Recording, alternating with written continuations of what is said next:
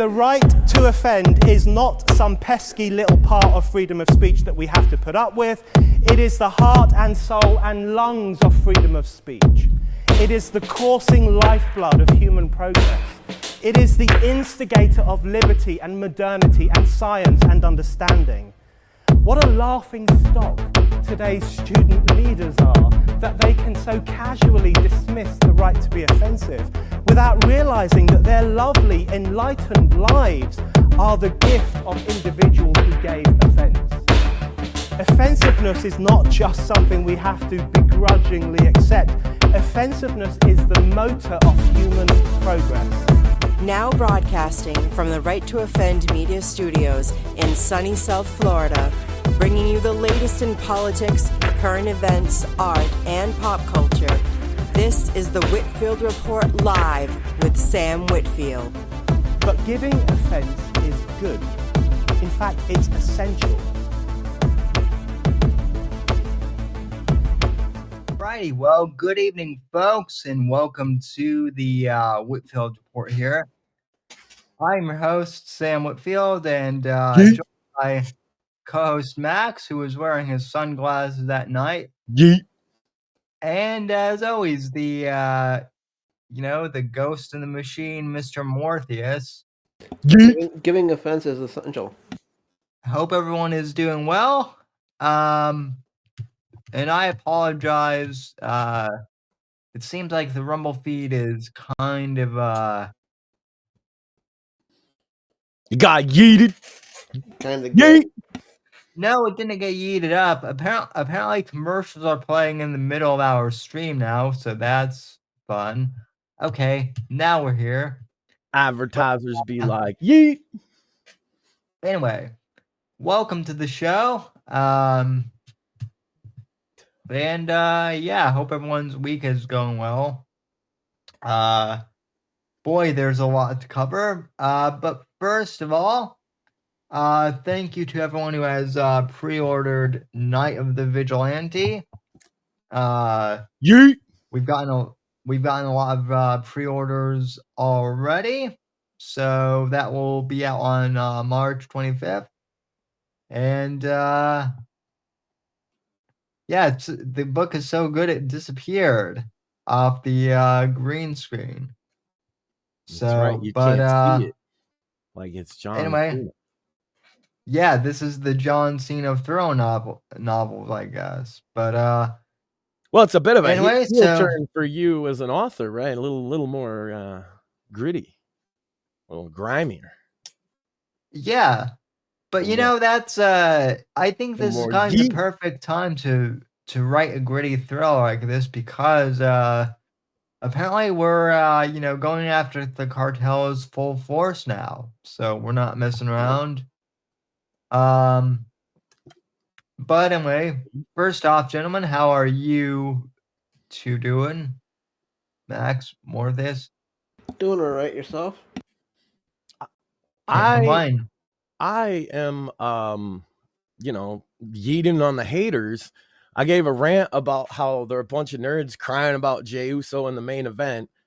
And, he sells merchandise. And if you watch, all the little kiddies are yeeting along. This is the reason that wrestling is doing so well. So if you find yourself being one of those haters, yeet. We go to the main event. Yeet. You know what I find fascinating with that whole thing is, like, I get wrestling fans who they shit on me for talking like politics, right? Because they think politics is boring. And yet they'll get just as involved in like wrestling and backstage politics that they ain't even see on TV. Right. Yeah. Exactly. And then those same people will be weirded out by the way my wife gets into the storylines. It's like, bruh, she's taking it at face value. She knows what it is. She just likes the character or doesn't like she. I mean, if you can't do that, man, if you're watching wrestling and you can't just enjoy what's in front of you without overanalyzing it, one, you may have autism, which is okay. Autism's not a dirty word on this show, like I said. No. And two, your autism might be misplaced, and there's probably things that you could have as a special interest that might lead you to getting laid. Besides wrestling. You know what's fun? You mean wrestling what's- fans don't get laid? Wrestling never got anybody laid since the 80s, bro. Unless they're a wrestler. And You even know then, what's- that's questionable. You know what's funny though, Max, is like there are friends of the show. Well, they haven't been on the show, but they are friends of the show in the sense that they listen. And I'm sure Mortheous knows who I'm talking about, but they love Maxine, but they don't like Rhea Ripley. And they know that she I know it's crazy because she loves Rhea. Yeah, they know that she loves Rhea Ripley, but they don't want to say anything to her because Maxine is such, a nice person that they don't want to make her feel bad. They're afraid that. Well, that's what they say. I think they say that they don't want to make they say that they don't want to hurt Maxine's feelings, but I think it's more of a case of they don't want to incur Maxine's wrath. Which, to be fair, I don't blame them because The only thing that's going to be caused by Maxine's wrath is Max being hurt. no. True. The thing of it is they don't want to get paper towels thrown at them either. And Or Sonic slippers last week was the good clip. Speaking of which, then she made me this nice. You see this? I got a clippy board. she did. Nice. That is one of the nicest clipboard, and I'm not even joking. That is one of the nicest clipboards I've seen. Top 10 clipboard. Yeah. So, in honor of that, this list, there was a bit of controversy about the authorship of last week's list. But this week, I realized, Sam, we had forgotten some people that are left behind by the U.S. aid cuts, or rather, maybe not people, but some souls. And so, this week's list was written by Bingers? the leftover cocaine-addicted beagles and methamphetamine-addicted monkeys from the USAID experiments. Because, man, we felt that the animals need help too sometimes, and you can't help but feel for them as victims of this whole scam of giving them cocaine to see if they would fuck or whatever it was. And so we got them. It went to great lengths and expense for this, Sam. Do you understand what it's like to walk 33 cocaine-addicted beagles while trying simultaneously to appease 17 methamphetamine-addicted chimpanzees? And then, Sam, to put them in a room together with a typewriter to come up with a list, they were howling and jacking off everywhere. It was the worst. And then I suspect some interspecies shenanigans. well, they came out, right? And one of the monkeys hands me this list, and then they left, and then I had to hire some fired USAID workers to clean up all the shit and cum that was in the room. And so anyway, Sam, tonight's list was written by 33 cocaine-addicted beagles and 17 methamphetamine-addicted monkeys left over from USAID testing. Okay, and what did the drug addicts come up with this week? So they were victims of malfeasance, Sam. Let's be respectful of these cocaine beagles, okay? Top 10 versions of Snow White that would be better than the disaster Disney plans to release next week.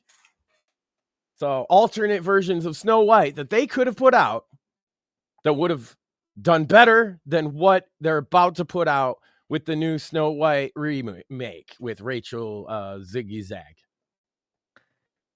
Yeah, also co-starring Gal Gadot, which is the only thing that anyone cares about. Well, and the best as part the is, Wicked Witch. if there was like a point where Gal Gadot and her had like an Israel versus Palestine face-off battle to the death, I think people would be down for it. but it doesn't seem like Yeah. it's going to be that interesting, to be honest with you. And she's the evil queen, not the wicked witch. Get it right. She's the evil queen, not the wicked witch. Get it correct, says Maxine. Whatever. So, top 10 versions of Snow White that would be better than the disaster Disney plans to release next week. Number 10, Sam. You'll like this one. 1970s porno version of Snow White. Starring Ron Jeremy as the Prince Charming, obviously. Eh? I'm pretty sure they've already made that. If you look online. I'm sure you'll be looking real hard, Sam. Number 9, Snow Black. I'm surprised they didn't make that because of DEI and whatnot, right? Well, I guess I would picture it more as like a 1970s black. I guess I'm stuck in the 70s, huh? You can tell. No, the cocaine monkeys or whatever. Sure. Snow Black sounds like a blaxploitation film, right? She got a big afro. Yeah. On the wall. Yeah. No, you get Pam Grier to play her. Fuck yeah! Oh my god, nailed it. Number 8, and this would be actually legitimately better too. Anime Snow White. Get like Studio Ghibli to make it or some shit. That sounds awesome. Honestly, there's probably like an anime studio that like has that idea already because they'll make an anime out of anything. Yeah, and I'm pretty sure Snow White's public domain too, like the real story. Yeah. Number 7. I guess this would be a more up-to-date version of Snow Black. Snow White, the hip opera.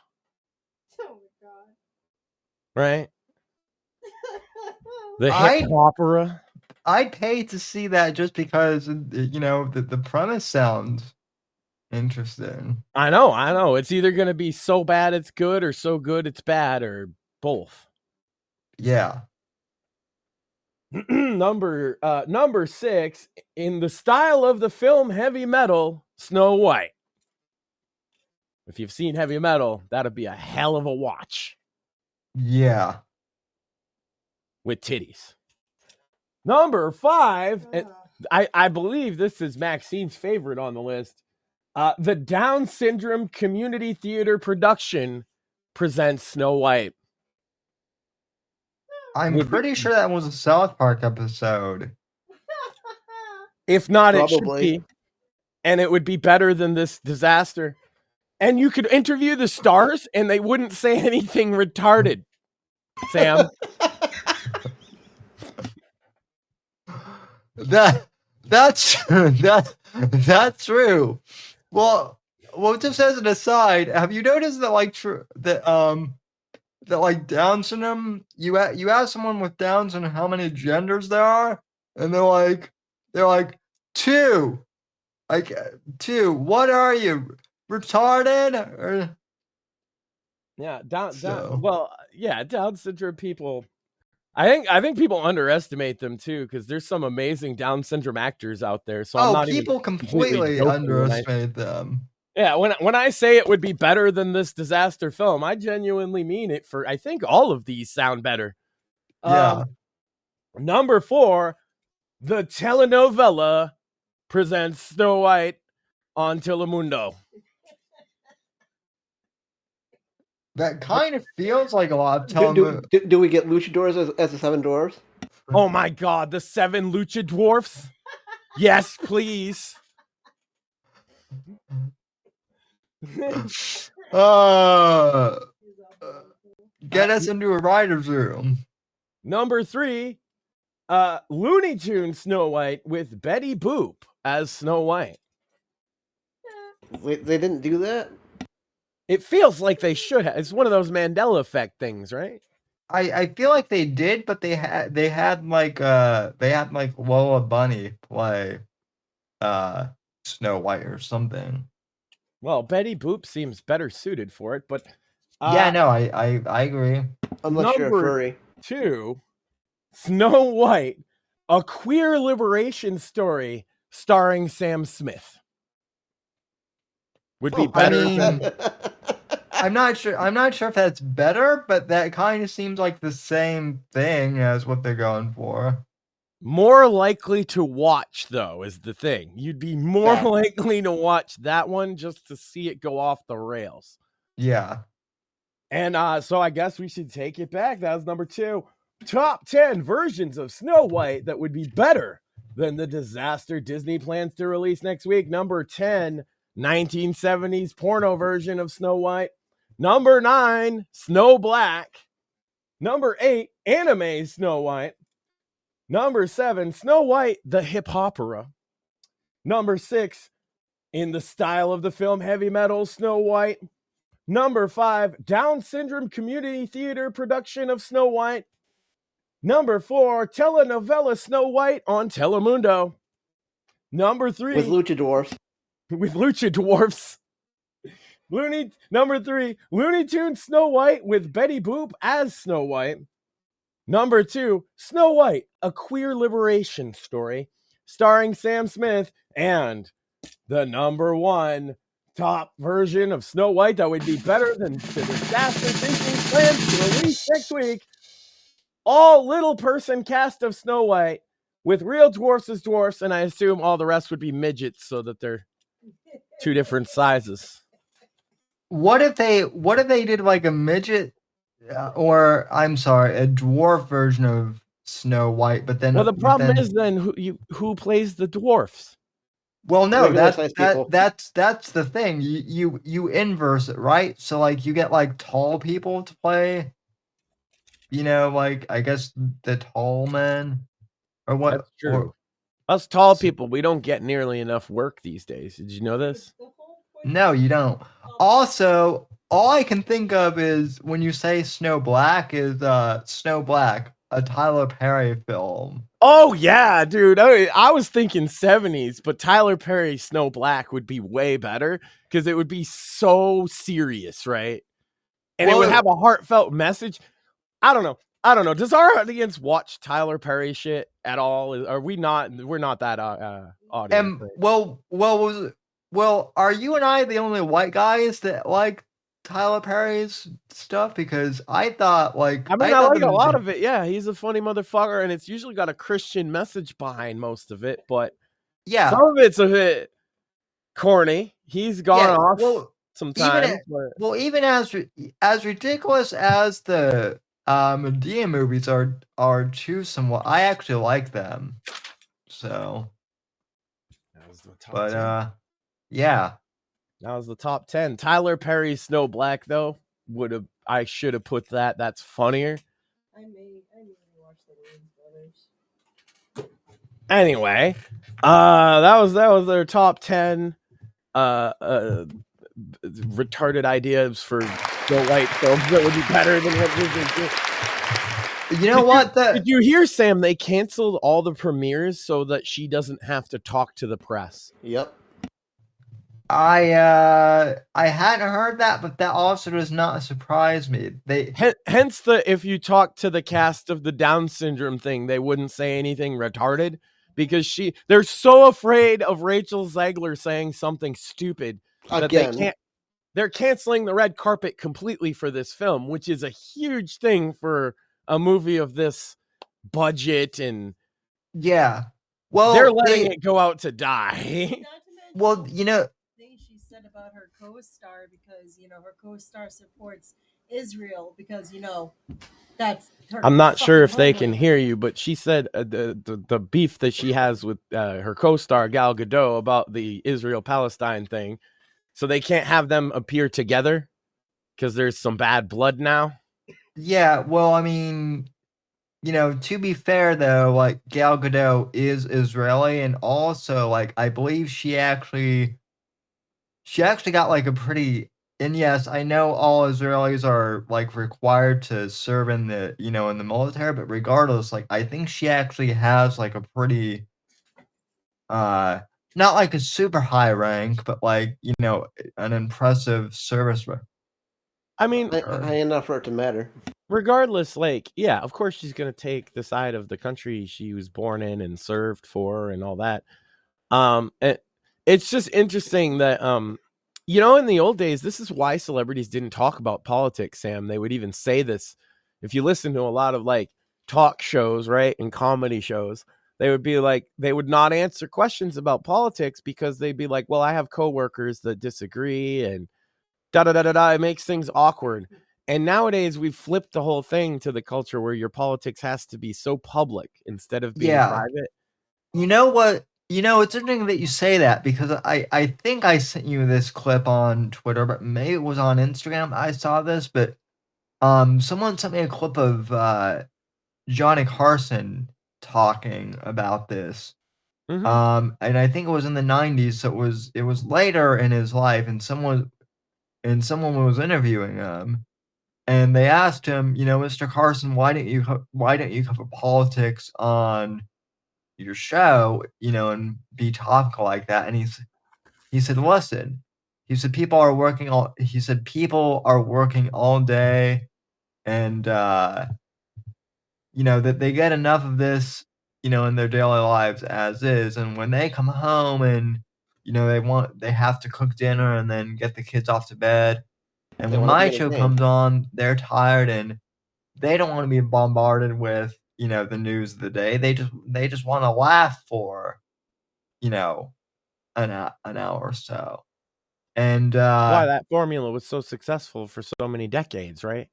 Not yeah, I just for mean, him, but for anybody that did late night. The ones that stand out, Sam, didn't tell a lot of like partisan political jokes. They did tell political jokes, but they were never really partisan like the ones of today. right. I feel like even though we do cover politics, I feel like we kind of, at least I feel like I try and strive for that direction too, especially with the Monday show. You know, with like just, you know, interviewing. Speaking of Monday show, this past Monday show was great. It was nice learning about one of my co-hosts. Yeah, yeah. But by the way, Max, that was another thing I wanted to mention is I do feel a bit bad because I did have a fantastic conversation with Tim on Monday. I heard, yeah. Pretty good. Unfortunately, because of the Twitter blackout on Monday, I wasn't able to promote it as early in the day, so I'm not really sure what the traffic was, but at any rate, if you guys haven't had a chance, listen to my interview with Tim. And you know, people think I speak highly of Max, and I do, but if there's someone who speaks more highly of Max than I do, it's Tim. I think. Oh So yeah, he's the man, and it was really good, you know, hearing you guys just chat. Because you didn't really know him. He's been around a while. You got into a little bit of his background where we just started with these like really free form. Different people would host them at certain points just because the idea was, well, we're probably going to get banned for what we're saying anyway. And so we had this open kind of format. And that's where I met him and yeah. Shmuley and Asa J and a lot of the other guys from that era. And Tim's always been just like who he is, you know. He's a very upfront, very honest kind of guy. And that's how I good friend met to have. that's how I met Edna, my friend from Israel, and also that's kind of how I met Eric Bishop, only it wasn't on like a hangout, it was on a Facebook thing back in the day. So yeah. There was this guy, Kenji. We called him KK. And he would argue these wild, because it was such an open format, right? We'd have and it's crazy, you could see the change from where we were sitting in politics very quickly, where the left used to come on our show. We had a guy that was like an anarcho-communist trainee that would come on every week. No joke. And we'd have like lefties and righties, and everybody would argue about these really abstract topics and heavy things, and met a lot of people, interesting people that way. But this guy Kenji, he had these really weird ideas, and he would like filibuster everybody else and act like a dick. And so I only joined this. I went and found a microphone. I wasn't like a streamer. I went and found one of my old microphones just to call in, just to tell him that he was a thing that I try not to say here on the show. And then I just got to talking to Tim and Asa J and later Shmuley and some of these other guys. And yeah, we really like mischief, I think, is one of our defining traits. No way. I had no idea. way. Yeah, we carry that spirit forward. Well, I think that's kind of why I fit in well too. Is I like mischief too, and I appreciate that type of humor too. So Yeah, and there was, I mean, it got so bad that, like I say, on the one thing, the lefties, like I was saying, withdrew that they would no longer talk to us. And then there came a point where, like, this was like 2015, right before Trump was elected. We would actually have to go and find their little debate coliseum that they would have and do it on their terms. And then after a while, they would ban anybody who dissented there. And that was like by 2017, I found that there was nowhere you could argue honestly with differing opinions with the left anymore. Right. And Yeah. you see that carry over into like polite society too, is nobody can just be like, you're a Democrat, I'm a Republican, we disagree, and let's talk about why. It's you're a demon rat and you're a thuglican, and we hate each other because tribes. Yeah, it's funny that you mentioned that because now I'm thinking back to it. I can't remember the name of the platform. But there was a platform where you used to be able to like set up debates, and you would get paid for them to debate too. Like you could sign up to debate like a certain topic, and regardless of whether you won or lost the debate based on like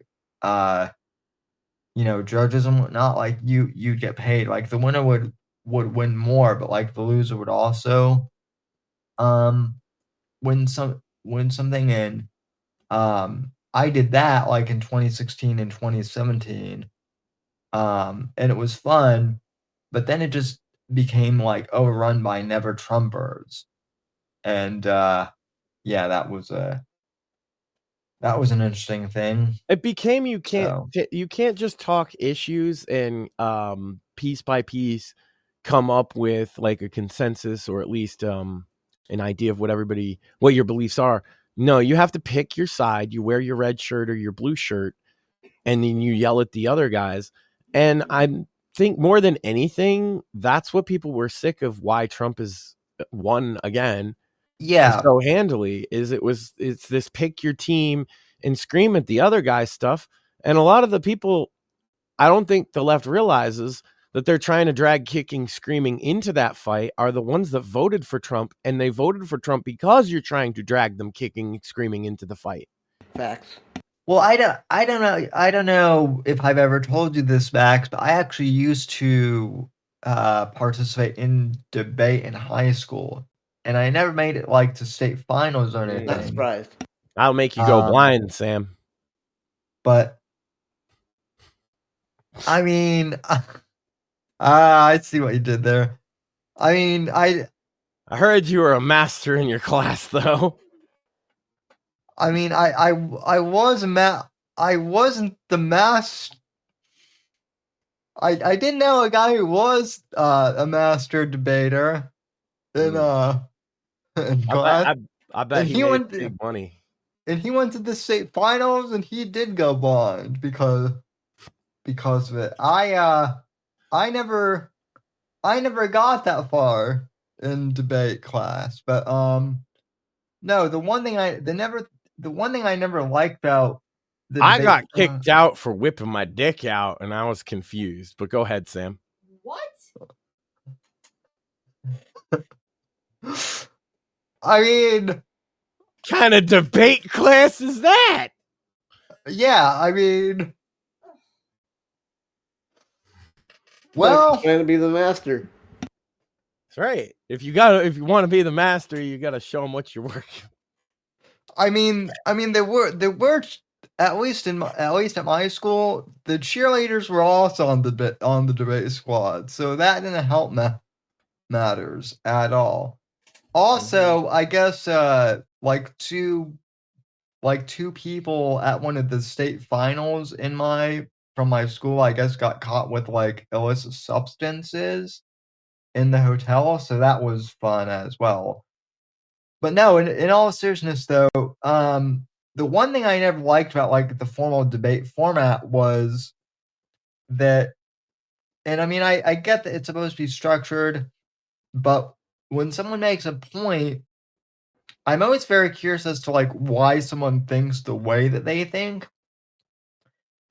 But like some of the Lincoln Douglas like style debates, they don't allow for that, right? They don't allow for the nuance of like why someone thinks They also don't that way. encourage discussion of citation and things. There's a lot of problems with like formal debate.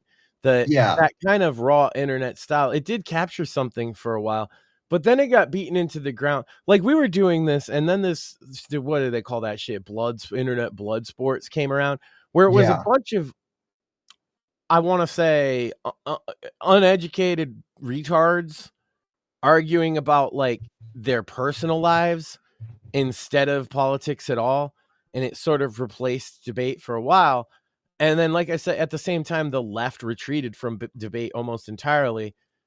And so that's why we've not really engaged. But I love talking to leftists, and I tend to find common ground even with some of the more radical ones because I'm an open-minded guy and I can talk to people. And it's weird to me you're not supposed to do that anymore. Even if I don't agree with someone, I like to at least find out where they're coming from.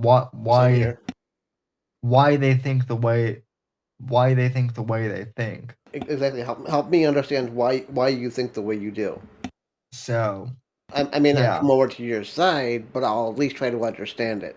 Well, but even in a more like passive working way, you don't need that to even work with these people, be alongside them, share common interests, jokes. People have forgotten this, right?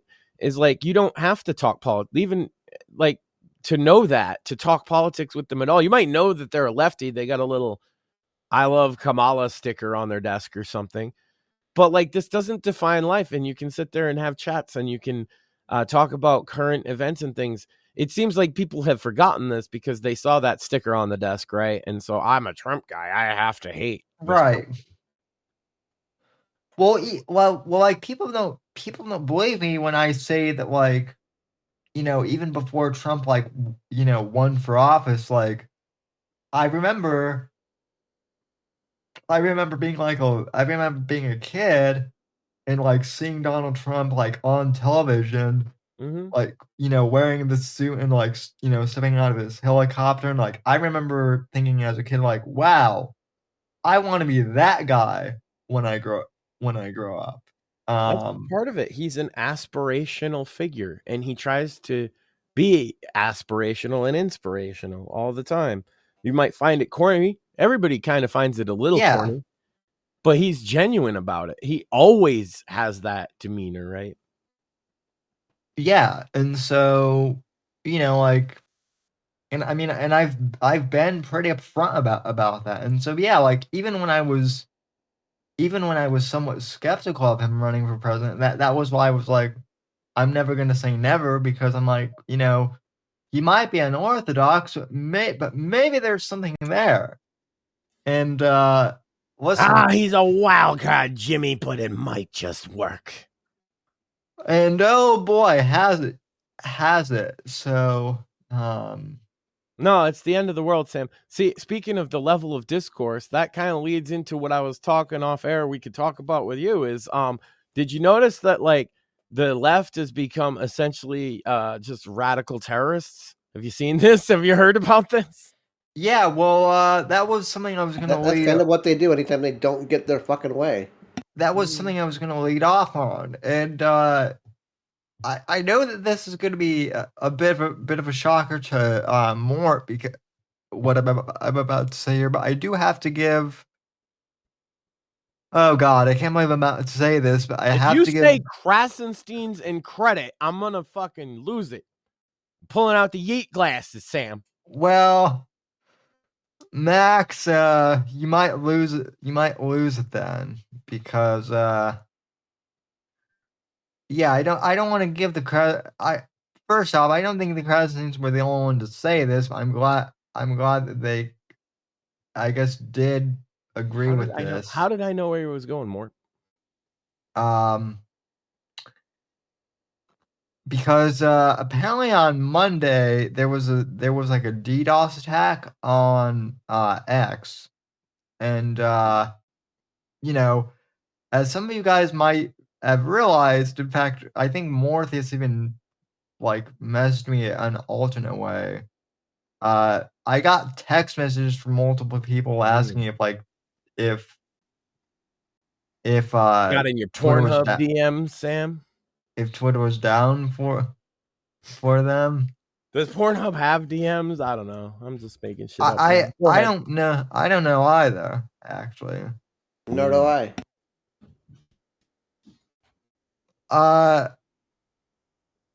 Other Craig Blissfit would know. He probably. would know. But regardless, I got text messages from people asking if Twitter was down, and apparently, this group like claimed responsibility for taking down Twitter for about like 3 hours or something like that. And oh my God, was it like a trans liberation group? No, it was something relating to like they were against banking or something, and they wanted to like. Okay, so homosexuals. Yes. But I guess they were mad at Elon about Doge or something like that, so they decided to that's the same reason they're like using explosives on private property and assaulting people and things too. Isn't that weird? Yeah. So you know what's funny, Sam, is do you know why it looks like terrorism this time? Because I can explain why what's happening is happening, because last it is few terrorism. Well, it is, but last few times, Sam, think about this. There were paid protests where large numbers of people showed up, right? And where did they get the funding for all of those paid protests? Well, people would say George Soros.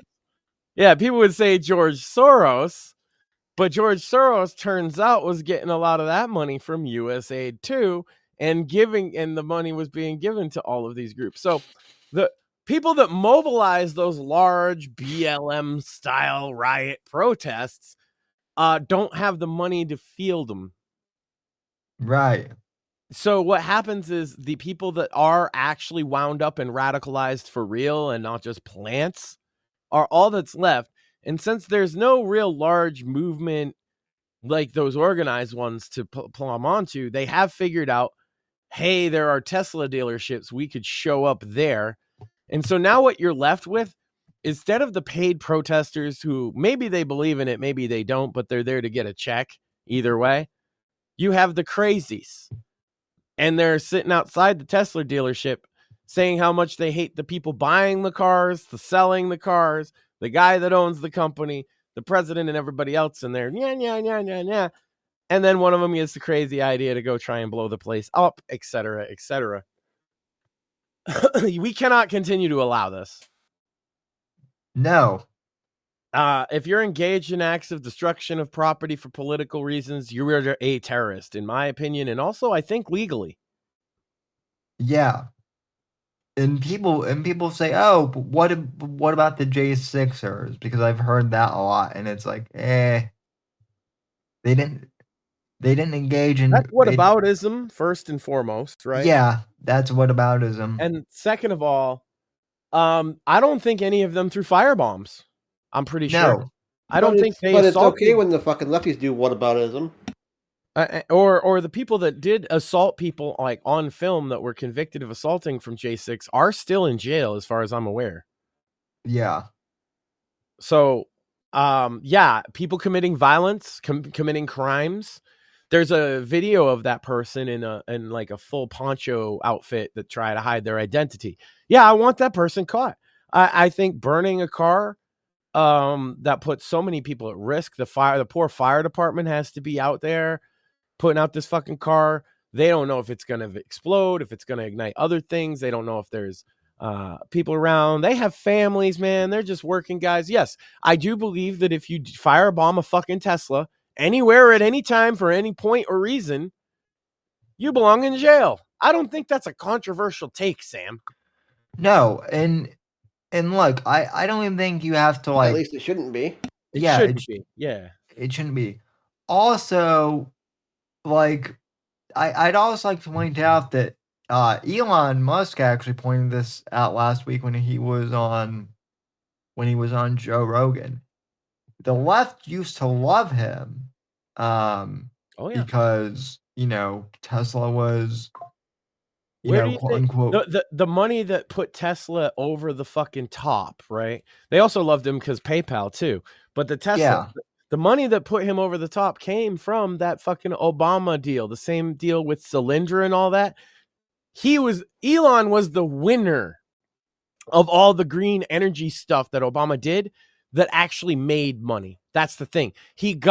Yes, absolutely. Elon's career with Tesla was started by money from the Obama administration in the similar fashion to USAID. By the way, that's why he knows where to look for fraud and waste. That's why he was the right person to say, because he's been on both ends of it. Yeah. And Elon also literally said on Rogan, and this is another thing I want to point out, and I'm not blaming the media entirely for the terrorism, don't misunderstand, but he said, and I have no reason to doubt him, that the only reason why people think he's evil now is because the media hates Trump, and they've told people that he's evil now. Tesla man bad. That's the new NPC upgrade. And they actually they consider him for two reasons. I've seen interviews with the terrorists, and not just the terrorists, but the protesters. That's the other thing, Sam, is there will always be peaceful protesters. The thing about terrorists is they use them for cover, whether they like that or not, whether the peaceful people are in on it or not. The terrorists will absolutely use them as a cover shield. Yeah, that was the same with. I actually know people who were legitimately aggrieved with BLM, right? And they had legitimate reasons. I would say Charlottesville had a lot of that going on. That's what the very fine people statement was regarding.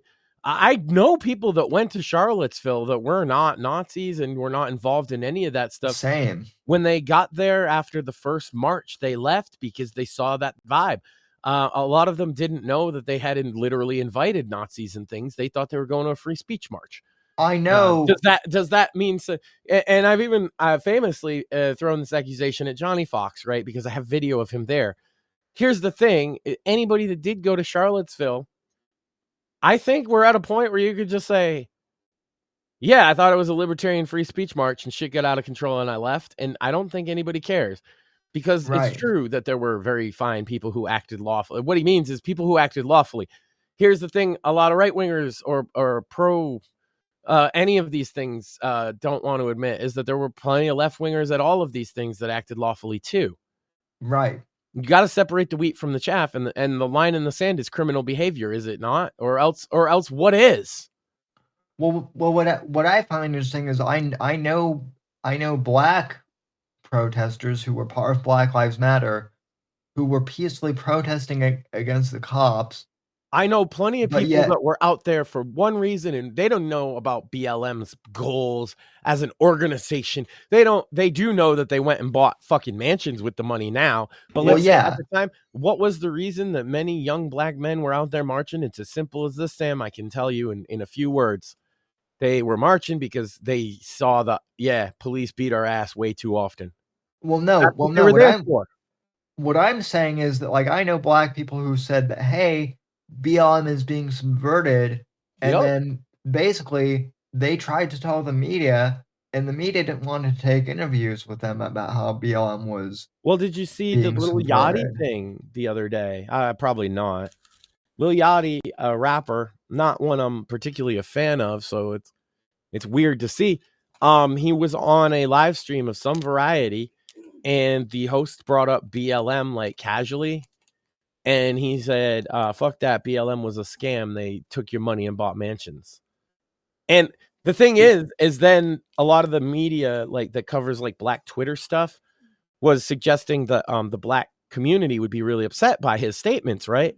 But I couldn't find any disagreement with him. Yeah, me either. Right. I actually did see. I actually did see that. I just pretty didn't far. know that was the guy's name. Yeah. Yeah, Lil Yachty, and it was, I think it was like one of the hosts of the Breakfast Show, and they were just doing a stream, and he just said it casually. He said, "Yeah, of course it's a scam. They bought mansions with y'all money." It's like, what part of that isn't true? Black people know it. They're not stupid. This is the thing: is white liberals actually do think that Black people are stupid in ways like this, and they don't even realize it. And that's why they Yeah. jump on people like Sam and I, because we don't buy their trash. Yeah, you're supposed to be stupid token cripples, just Yep. like they're it's everybody's got to be a stupid token that doesn't think for themselves. Yeah. The hive mind. Yeah. Well, that's the funny thing is if you just talk to like ordinary, groups, whether it be ordinary Blacks, ordinary Hispanics, or ordinary, disabled or whatever. Oftentimes, when we get together and compare notes, we're often all told the same thing by the left, right? Yep. Almost word for word. Sit down. How dare you not agree with the fucking masses? Mm-hmm. Yeah. It's funny because like you get this from like all sides, but you only get it from people who are radicalized. And I've gotten this from like the Nazi types, right? It's like they present to you their argument, and then because you don't agree with them, they're like, "Well, you understand, so you're actually worse." Yeah. Right? Well, because my argument and you still don't agree with me, so you're the worst of the worst. I actually, I can't believe I said it at first, but when someone once said to me, you should know better than to vote for Trump. I was like, what do you mean, you people? Or yeah. What are they? He's gonna burn the cripples on Tuesday. Is that what they're saying? Yeah, but yeah. I'm the Uncle Tom of the cripples. Well, no. Basically, I keep getting told that Trump is going to take away my, Medicare. Yep. Care coverage or something. Medicaid and Medicare, all gone because of Trump. They're the side, like, maybe not as much in America, but certainly in Canada and other places are pushing eugenics and euthanasia. Yeah. Right. They want to talk about, like, you should be a certain way or whatever. Like, dude, if you were in Canada, both of you, they would probably be encouraging you to use their quote unquote MAID program. Almost certainly. With me, what happened in August? They would have pushed for it. Yeah, you guys cost them too much money, like, to run a socialist healthcare system, right? So yeah, well, even if I was like born in in some of these European countries, they would do what they like to call a post-birth abortion, which is basically that's murder? Like not even abortion, that's just straight up murder. So at that point, it's wild, yeah. And a lot of them like kind of overlook when they're in their talks of women's right to choose and women's right to this, overlook people like you specifically's right to exist, because they'll use you guys' conditions almost specifically as a reason that they should have abortion. And all when somebody does that to me, because long before I met Sam, I've talked about him. His name was John, great friend with cerebral palsy, right? One of the best guys I've ever known in my whole life, and people would fucking treat him like that. And so I see it from like that point of view. And he had a great life, and he didn't regret any of it. May he rest in peace, right? And here's Sam, an author, and there's a large segment of the left that says he shouldn't exist. And then why would you take their position? This is what I don't understand. Yeah, well, a lot of them. Like, both of you guys, their position specifically advocates killing you guys in the womb. Yep. Yeah. Fuck yeah. that shit. Yeah, well, and that's funny too. Is people think that I'm pro-life because of my religion, being a Christian, and certainly that does inform it. But even before I really came to my faith, I was always pro-life because of that. Because I knew that about because you got a chance that there are people who want me dead specifically, and so that's why I don't necessarily criticize Christians for having pro-life, but I do criticize them for using the because Jesus said it's wrong argument, because you're not necessarily going to convince non-believers Right. with that argument, but you will convince someone possibly with, well, I'm disabled, and the quote-unquote pro-choice people don't necessarily like people like us. No. I made the joke earlier about the Down syndrome community theater production of Snow White. And the thing is, I know Down syndrome people in real life, grown adults, that are productive members of society. And again, another thing, that they would be told, and they're Christian as well, and I'm pretty sure pro-life as well, for the same reasons as they're being told essentially by the mainstream thinking of not just the left, but what they feel is the medical establishment. Am I correct? Right. And, yeah. And Down syndrome specifically are being told, A, they shouldn't exist, and B, they shouldn't have kids. Right. They're told that they shouldn't have even romantic relationships at all. Yeah, I know that he's, he's not everyone's, cup of tea as far as humor goes, but I gotta give credit to Shane Gillis, because in one of his specials, Shane Gillis, he works with the Special Olympics, and in one of his specials, he talks about working with he volunteers for the Special Olympics, and he coaches a lot of Down syndrome young men specifically, and he says they're just like you and I, except with a few extra chromosomes, and also they will use that to their advantage. Sometimes they act more retarded than they actually are. They'll because play we can the get card, away with it. Yeah, to try and get it. Which is why I always befriended the retards. Yeah. That, and it wasn't because I became a was retard. Yeah, no, it wasn't because I was one of them. It was different. So no, see, I just don't have. I'm also a retard, but unlike the Down syndrome kid, I don't have the ability to get away with it as much. So I might as well befriend him. Yeah, well, I don't. Retard by choice. Well, listen, I don't. Well, listen, More and I are both physically retarded, but we don't get away with that as much stuff as the cognitive. Facts. Yeah, more and I can both. Nor do we get as much money as the cognitives.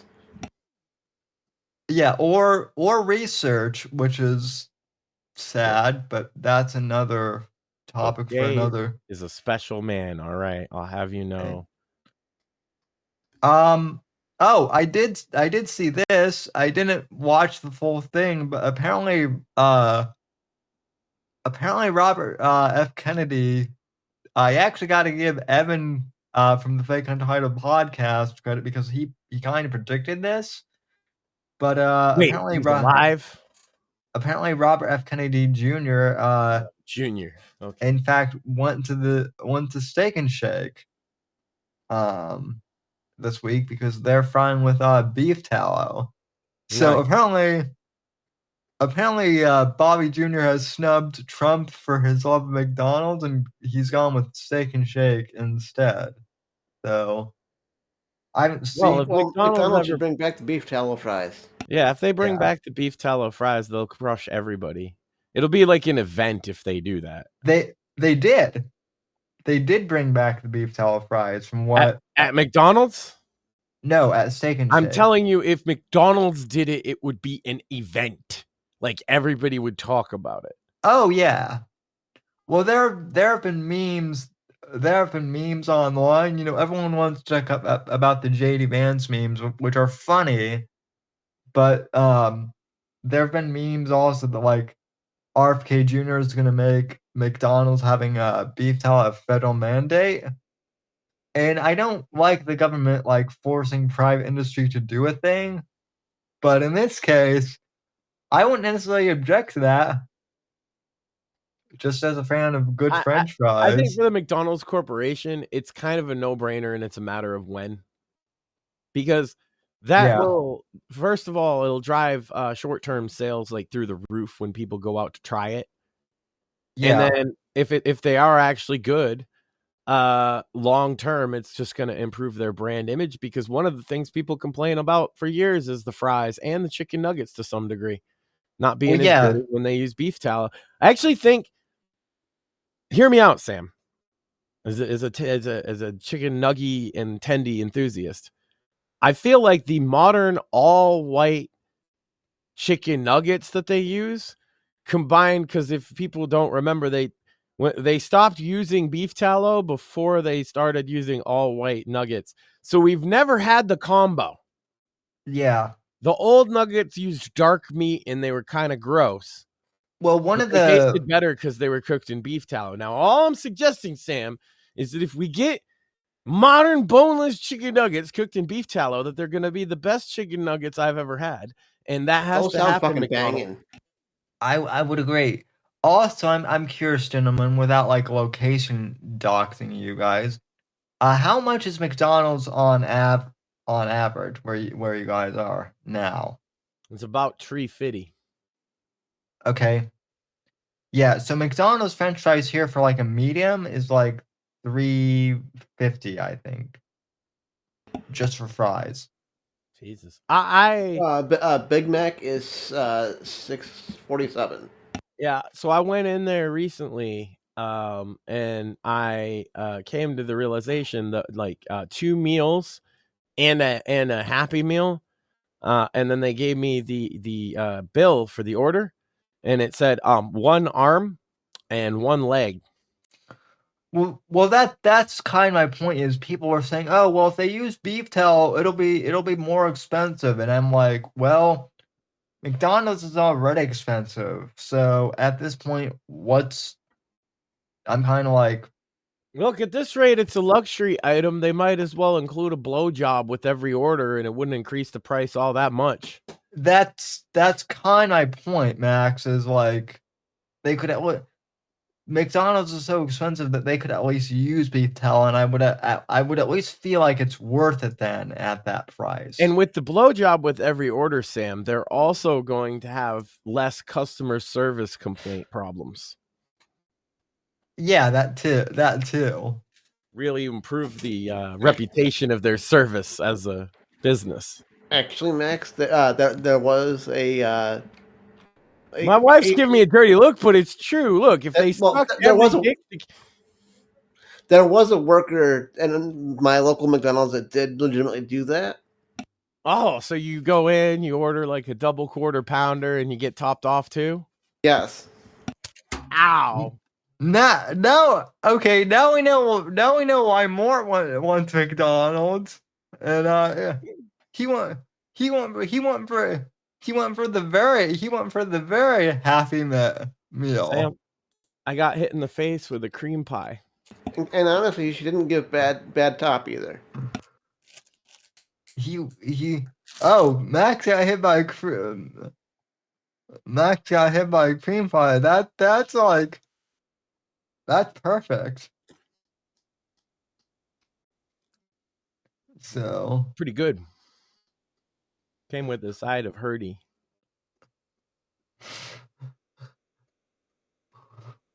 Yeah, I just want to make it clear for the people who are complaining about Apex eating during the show. You can Well, I still can't be. get hit in the face with a cream pie and not eat it. That is true. Also, I'm going to clip that out of context next. So, yeah, so what do we have? Twitter crashed. There was domestic terrorism this week. Apparently people are mad that, this isn't really breaking news this week, but from last week, people are mad that I guess that Pam Bondi, didn't release like the full unredacted Epstein files. And I mean, I'm not surprised, but I'm not super angry. I don't. No, quick. That's the only thing we can talk about for the next 3 years. Is the Epstein files? Yeah, I keep hearing The that. Epstein guys, man. I'm sorry. Like I'm not saying it's unimportant. I'm saying it becomes white noise when you scream about it so long. Like this client list thing, this idea that there's a list of prosecutable no. I guarantee you that's not in those documents. Now, is there probably stuff that's illegal and evidence in those documents of people committing crimes that's very similar to the ones you suspect? Yup, I bet there is. They were investigating it. Of course, that's what's in there is evidence. But what kind of okay, so this guy's a billionaire, master criminal, human trafficking pedo. And he wrote a ledger with all his clients' names and proof, and you could just take it and go prosecute all of them. Does that not sound like a fairy tale to anybody else? Am I the only one? But where are all these videotapes that he supposedly had? Well, Max, what you don't understand is he had that black book in case he had to blackmail any of them. And half the people in the black book are like fucking taxi drivers and shit.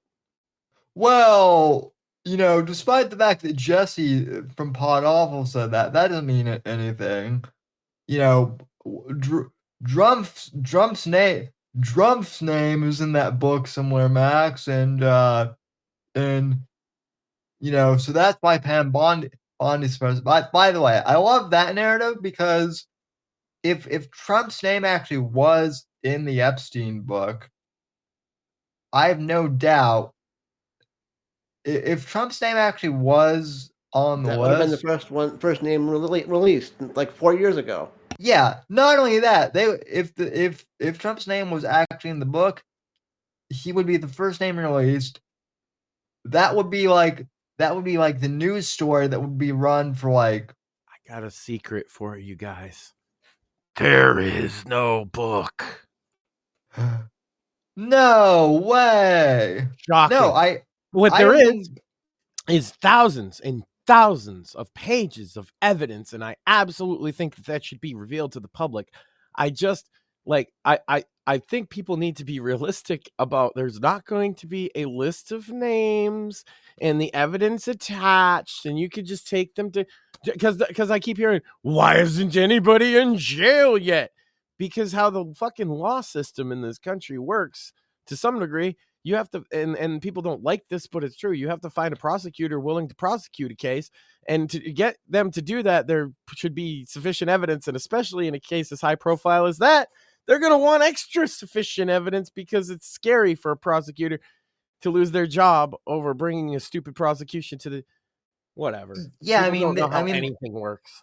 I mean, this is kind of a minor story, but to your point, Max, some internet conspiracy theorist out there, I don't know who it was, they said that Demi Moore, the actress, went to Epstein Island and did some things.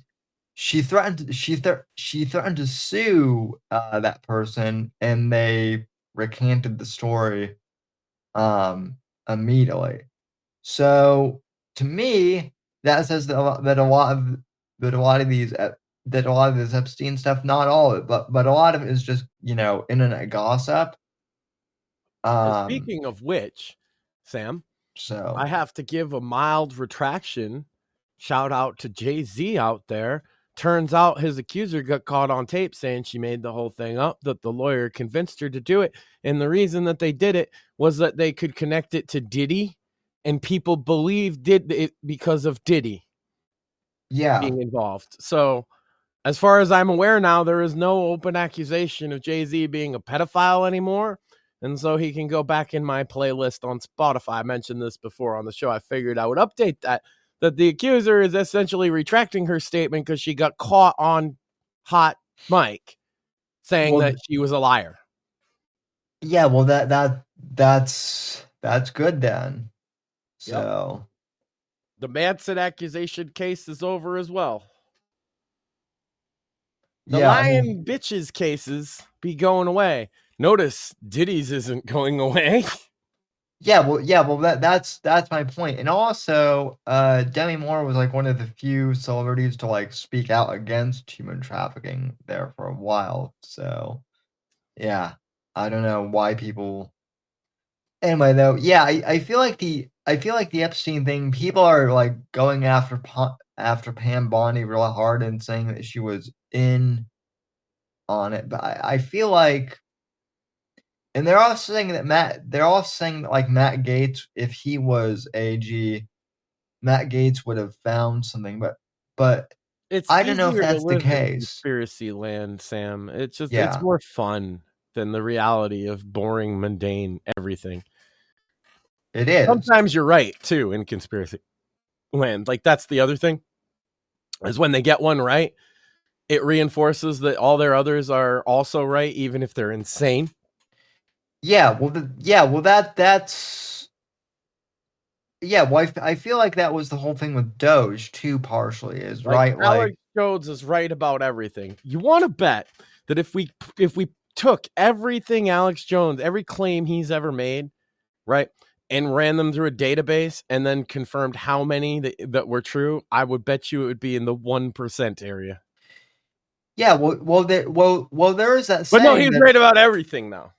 Well, there is that saying, Max. It's an old one, but it is true. But did they turn the freaking clock great though? A broken clock is right twice a day or whatever. Yeah, you talk enough. Like it's the Nostradamus effect, right? It's like everybody's like, "Oh my God, Nostradamus was so accurate with his predictions." Yeah, it's because they're vague, motherfucker. Like you talk long enough, like Alex Jones does. He was doing like 4 and 5 hour podcasts or radio shows every day for years and years. And you say a lot of wild shit. I bet you my rate of being right about stuff is higher than Alex Jones's for 2 reasons. 1 is because I've been right about a lot of stuff. And 2 is I don't do nearly as much content as him. Well, also, you're not drinking like on the show nonstop either. That was the other thing is Alex admitted that at one point that he was drinking like a ton during the show too. Well, there's also times where he was just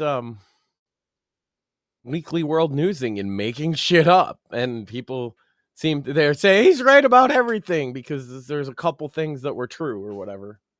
Yeah. It's like, no, it doesn't mean he's right about everything. It means that he's right about some things, a couple things. No, people love to embellish. Well, even in my book, I said, do I believe that there's an actual fourth estate of powerful individuals who are all meeting in a shady conference room? No, but because they're not. What they're doing is having gay orgies. Exactly. And they don't get much of the business done at the gay orgies, Sam. Exactly. Not the kind of business we're talking about. No. But do they bring gay fish into the gay orgies? I don't know. I think Kanye's in and out. He's on the outs now with the swastika shirt and all. Yeah. Also not a pedophile though, so perfectly acceptable for your playlist is Kanye. I gotta draw a line somewhere. I drew it at pedo. Turns out Kanye's got a lot of problems, but not that one. I mean, some of his songs are still good. So Gold Digger for sure. So I I love feel Gay Fish. That's a good one. I feel like people forget about you know who never gets credit anymore is Jamie Foxx. Yeah, that motherfucker can sing like a Hell yeah. And he can act too. He's So. all over that one Twista album. Was it Overnight Celebrity? That shit's fire. Shout out Twista. Twista's like a legend in rap that people they sleep on. But that album he did, he's got Jamie Kennedy all over it. This is top tier. The first time I heard Ray Charles was because of Jamie Foxx. Whatever, I'm stoned. Yeah. Sam, why didn't you correct me, Sam? Jamie Kennedy and Jamie Foxx are not even remotely similar, except that they're both named Jamie and male. Jamie Kennedy is the dude that played Malibu's Most Wanted. Why did you let me confuse him with Jamie Foxx, Sam? He played Ray Charles. Do you think that somebody could play both those characters? I think it would be hilarious. If anyone could do it, Jamie Foxx could do it. That's right. Jamie Foxx is Malibu's Most Wanted.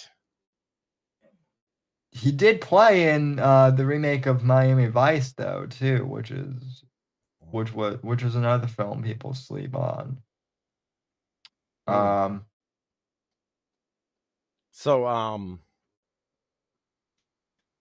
Can't make fun of Wicked again. We did that before. The lady from Wicked is Jesus Christ Superstar. But I realized something, Sam.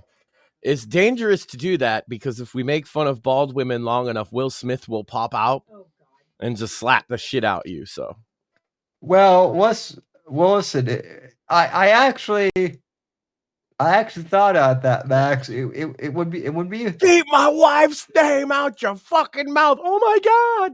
It would be funny if Max trying to kill me. It would be funny, movie, Sam.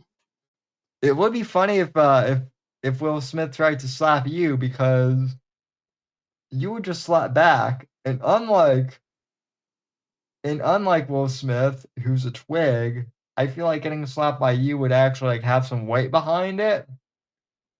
So I don't know. But I do know that if you talk enough about bald women, he's like the Candyman.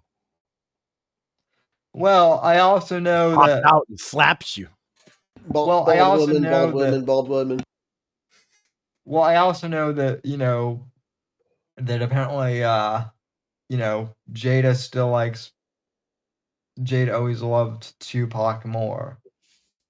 So that's what I've been told. That's because Tupac wasn't that into her and totally broke up with her while he was in jail, and she's never been over it.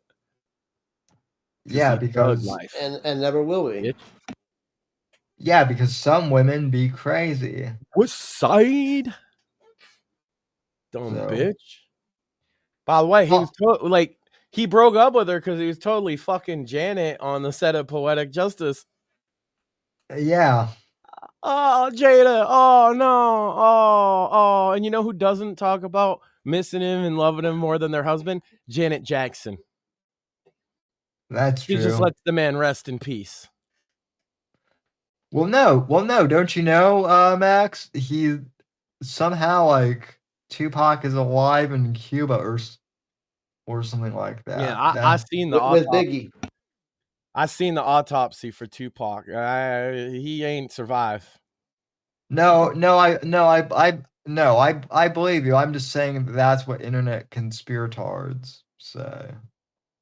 I know. It's all about Tupac and Biggie. There's conspiracy after conspiracy, right? But we know more about that. But nobody want to talk about how the government killed Eazy-E, right? No. Let's just ignore that. Yeah. Don't trust the government, kids.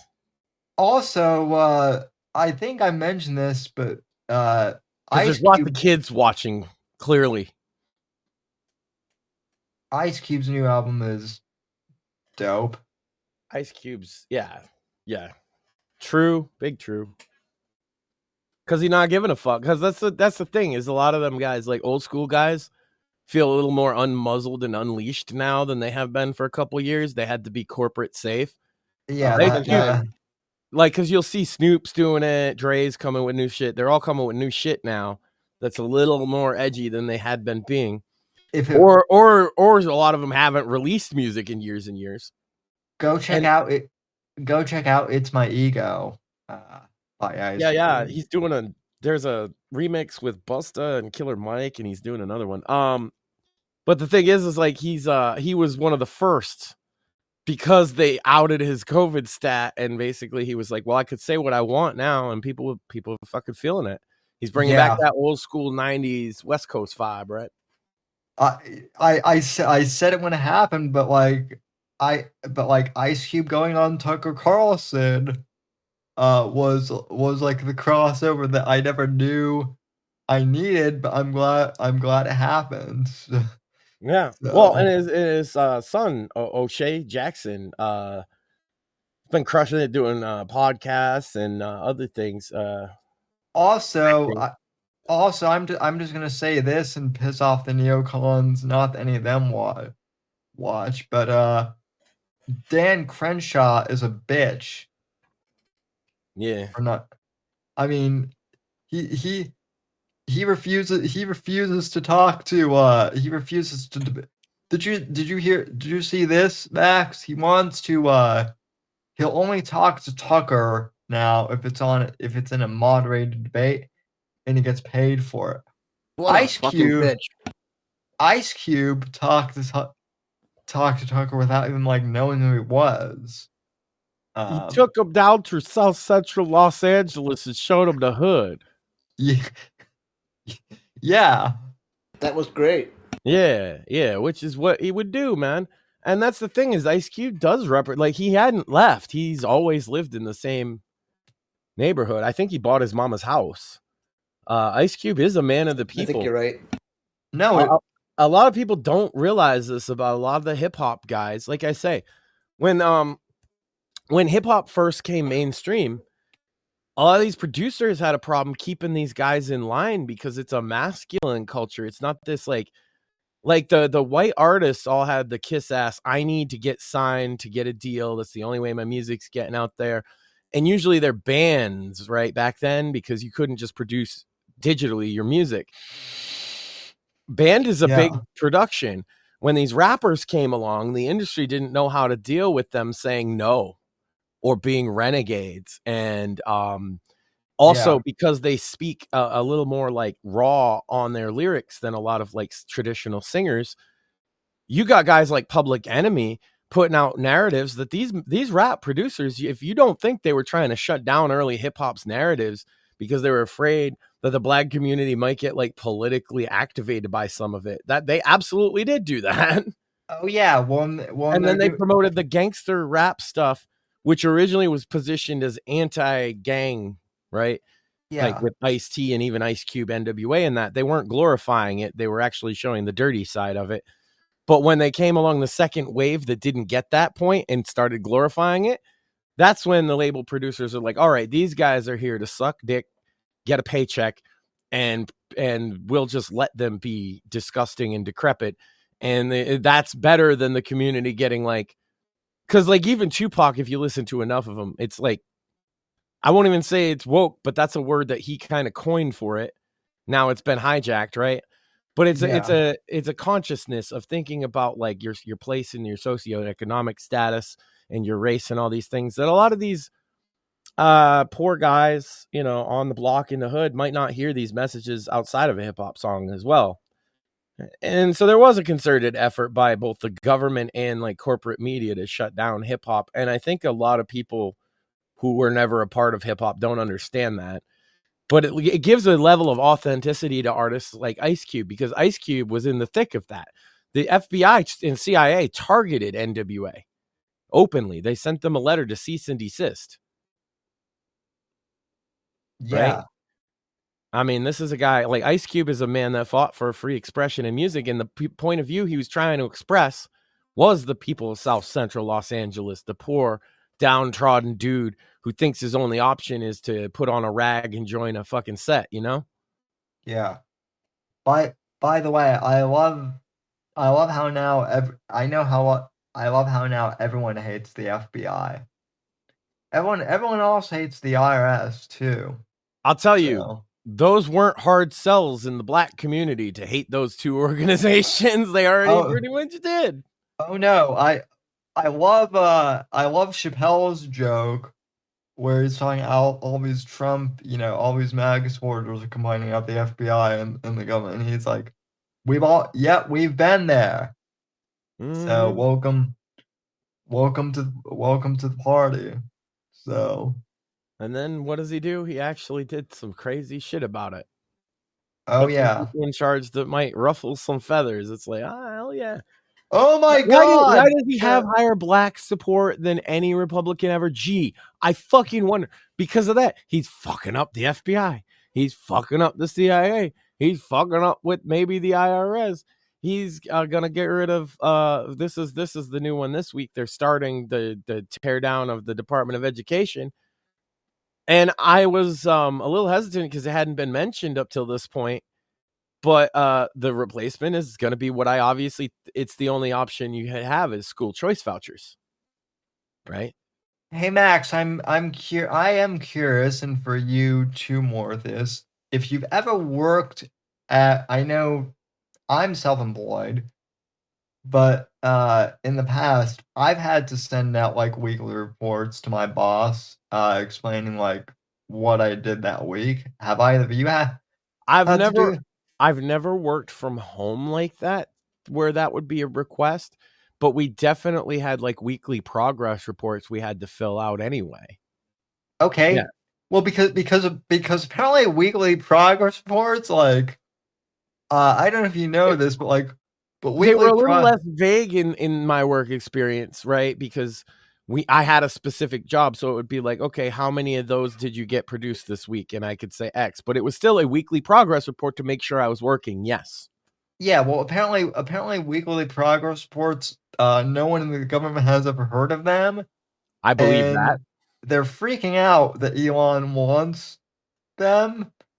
And yeah, it's a whole thing. Tells you how much fucking accountability isn't in the fucking government. Shout out Mort's co-host Joe in the chat says that he's also a fan of those cream pies. Well, yeah, I mean cream pies are great.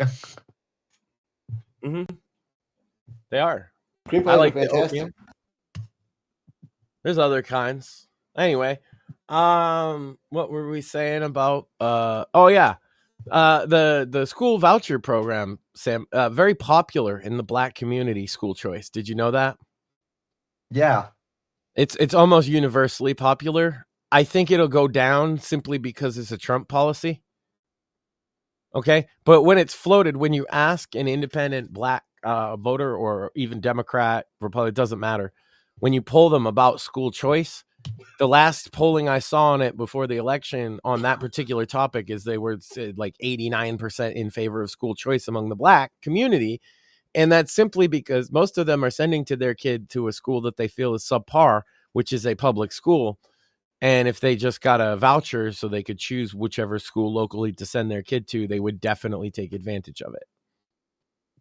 100%. Well, it's funny that you say that, Max, I would absolutely take advantage of it and send my kid to the local Catholic school. So yeah, well, I'm not black, but I think a lot of people would take advantage of that, right? Well, it's funny that you say that you mention school choice as a traditionally black policy, because you know what else is a policy that's gotten shut down because Trump's doing it is prison reform.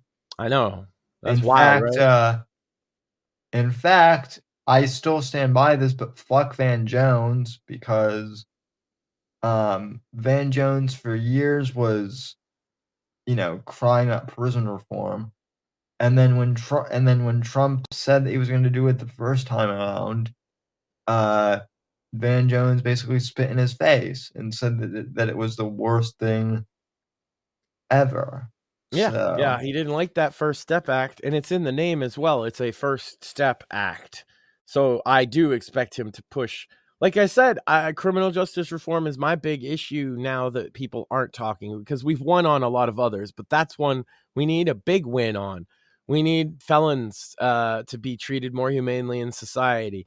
We need conditions within the prisons to be better off. And quite frankly, I think we need to abolish for-profit prisons as such. I Those would definitely, are my opinions. yeah, I would definitely agree with that latter part. Yeah, I can definitely agree with all of that. Yeah. There's too much profit incentive in for-profit prisons to get people locked up, which sets a bad incentive at the beginning of this whole chain, which leads to things like the drug war.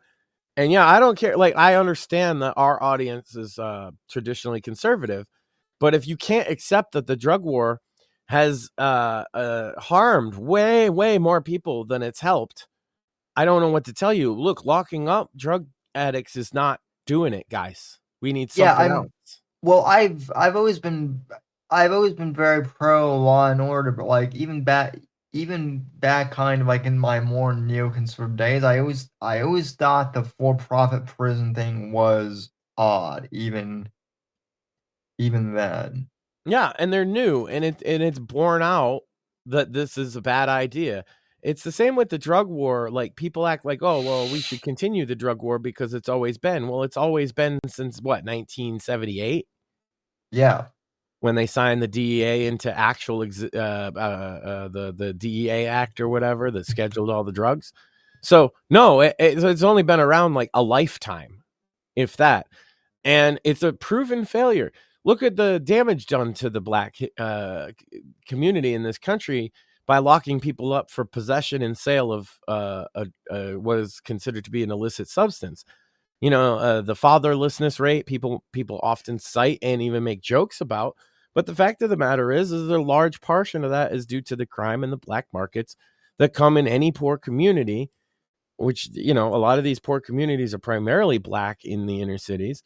And then the for-profit prison gives the police and the law and order politicians more incentive to lock those guys up. It's not actually creating any law and order. What it's doing is getting a desperate guy off the streets who just needed $20 for a bag of crack. He ain't actually harm anybody. Now, if he robbed the store to get that money, then you could, you know what I'm saying, catch him for robbery. If he's stealing, if he's doing other crimes. But making possession a crime and putting people in jail for it has only fed this for-profit prison industry. And profits are way up for them, but revenue for the government is way down. We're paying out per prisoner. I did the math. I looked this up recently, didn't I, on the show, Sam? And it was something like $100,000 to house a prisoner for a year. Yeah. Do we want a guy for a joint to spend $100,000 to keep him in a prison with hardened criminals for a year? Now move that up. Do we want to do it for a guy with a thing of magic mushrooms? Do we want to do it for a guy who taking some DMT? And then you could even push it out towards, like I say, heroin, crack, fentanyl even. Do you want to put the guy in jail for possession of it? Do you want to put him in jail for a crime he commits while on it? It seems like putting them in jail for just possession of it is a massive failure. Yeah. No, and argue about the morality of the use of drugs and what we should do to intervene, but you can't argue with the results being a massive failure. Yeah. No, one of the things, Max, that I remember back in 2016, I'm not a huge fan of Chris Christie. No one is. Krispy Kreme. Yeah, but to his credit, one of the things that he did talk about was he thought that we needed like criminal justice reform when it came to drugs. And what he was saying is, from what I remember, is specifically with like, painkiller addiction, that's a huge problem, and that's how people like end up on like harder drugs and then end up in prison. Yeah, so 99% of that particular like market is completely legally obtained in the first place as well. Yeah. And it's legal to possess if you have a prescription, and it's really easy to manipulate it so that it's legal to possess most of the time. And that's the thing is, so you got these workaround systems, they feed into it, the whole thing. Look, I think that we could invest a fraction into treatment of people with drug addiction rather than imprisoning people for possession only, and find way better results. That's my opinion. And I think we could even make the rehab facilities or whatever that we invest in, I think that we could actually make those for profit and it would work. I would agree with that. But we can't do the for-profit prisons for people for simple possession and continue to get these results and not say to ourselves something has to give, because when there's 60 to 70% fatherless rate across Americans, regardless of race, right? It's 60 something percent in the white population. It's 70 something percent in the black population. It's equally, it's in the 60s or 70s in the Hispanic population as well. So there's something fundamentally wrong. And if you look at a large portion of the fatherlessness in this country happens at the low end of the economic bracket, and it includes a father doing a prison stint or having an inability to find a job after a prison stint. Yeah. Well, I've never heard one. Well, it's not even that I've heard a good reason for a for-profit prison. I've never heard a reason at all given for a for-profit prison. Well, that's because they can't anymore. And you were there kind of after the debate had already finished. But their reasoning originally was that it would bring in so much tax revenue that it would be worth it. Here's the fact of the matter is that's not true. We know this for a fact now. Right. Yeah. It doesn't seem like it did anything. So they can't use that justification to somebody like you now post facto. They can't say, well, it'll bring in tax money, because if you look into it, you'll be like, it's a massive drain on tax money.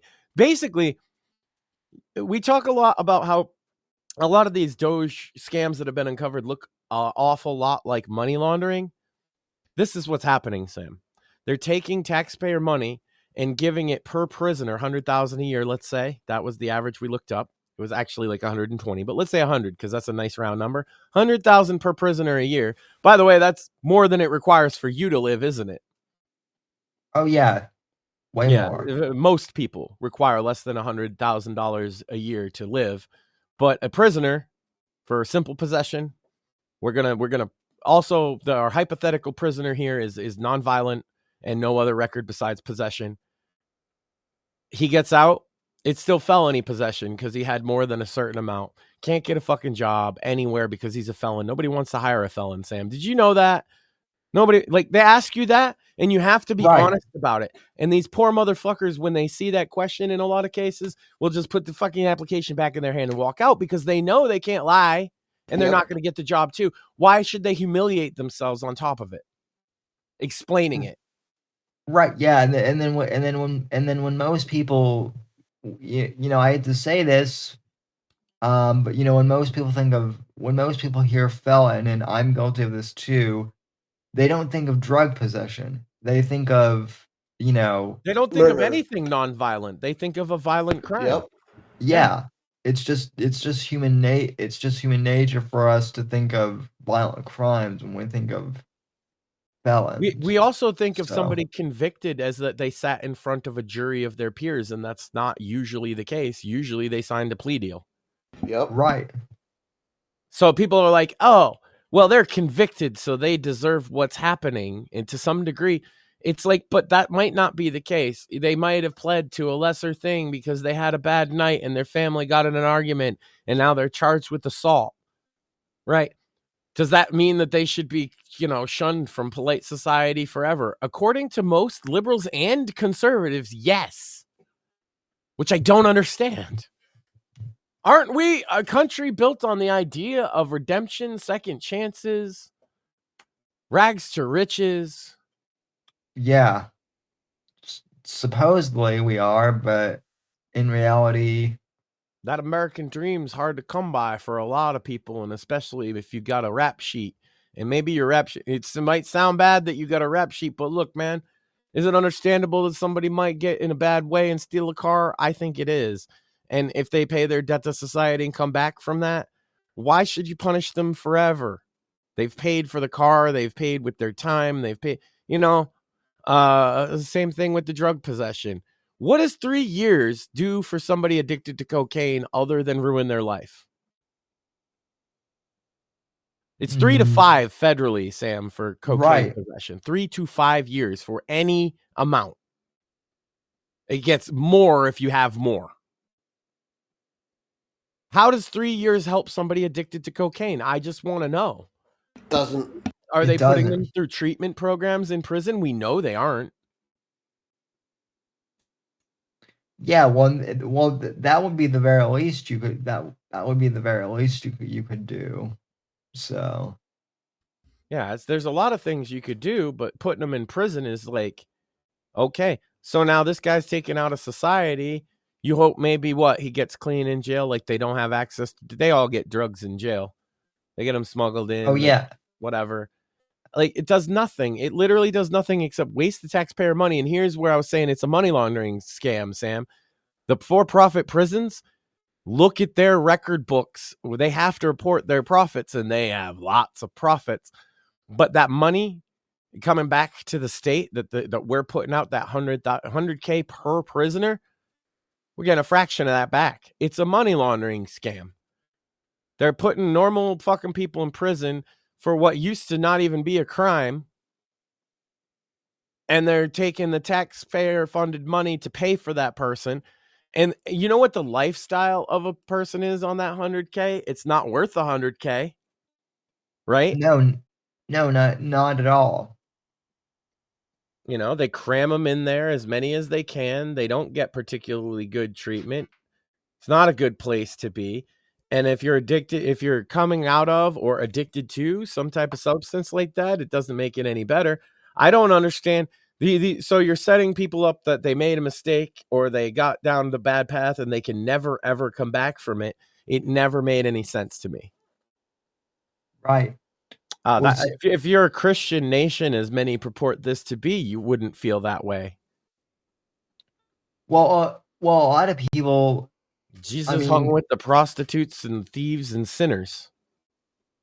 Yeah, Jesus forgave 2 thieves that were dying on the cross with him. If that's not ultimate, if that's not redemption, I don't know what is.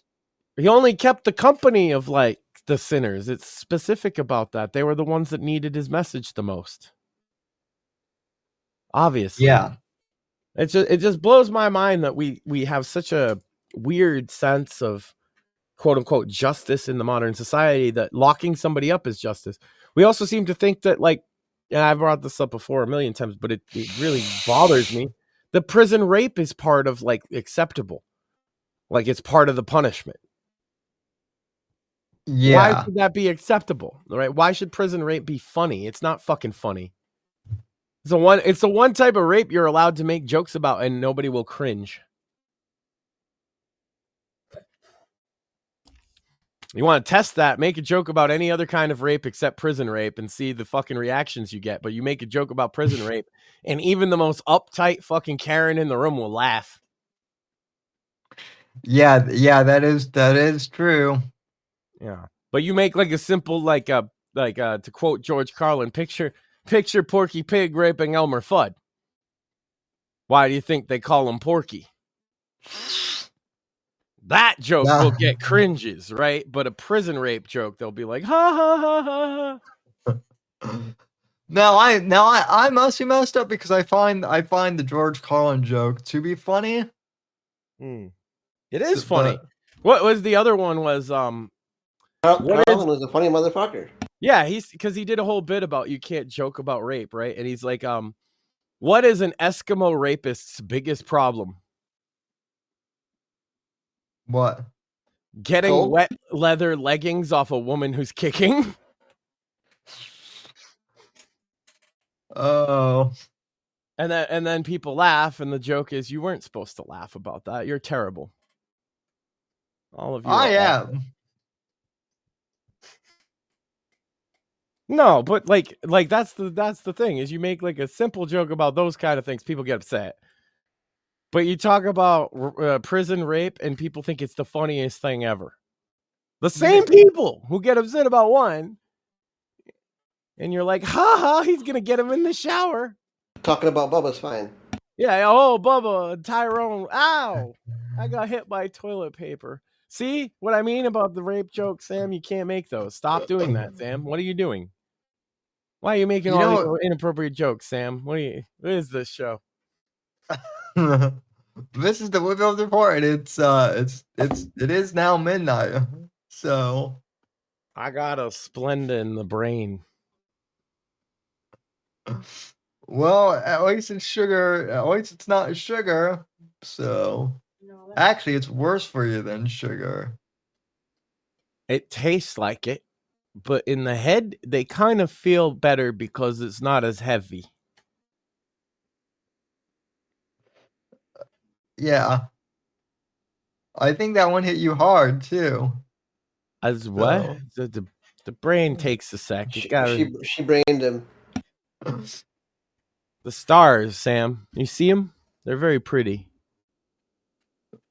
Oh yeah. What color are they? All the colors. Yeah, she brained him good. There's a thing in my hair. Oh, it's Splenda all in my hair. Oh, that's nice. There's the hair in your thing. Yeah. No, there's like Splenda like in my hair now. That's fun. Yeah, speaking of white powder, Max has in his hair, ladies and gentlemen. That's right, but it's sweet. You can eat it. It's delicious. So, Delicious Splenda dandruff. not a sponsor, ladies and gentlemen. Oh yeah, But- Splenda Dandruff is a sponsor for sure. They're paying us lots of money. Why have regular dandruff when yours can be sweet? With splendid dandruff. You just dump it right on there. You really get it. Yeah. Oh, so what else? What else? You gotta work it in there, you know, like What else? What else is in the news? Now.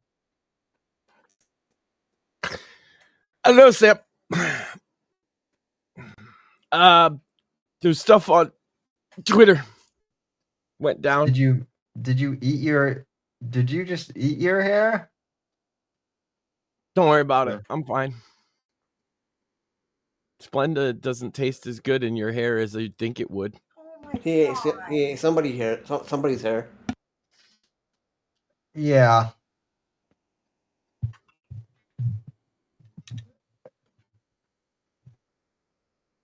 Oh my God, we lost Sam.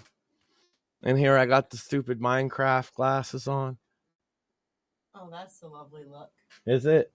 I think it suits me. You know, with the pipe too. Oh my God. Classy.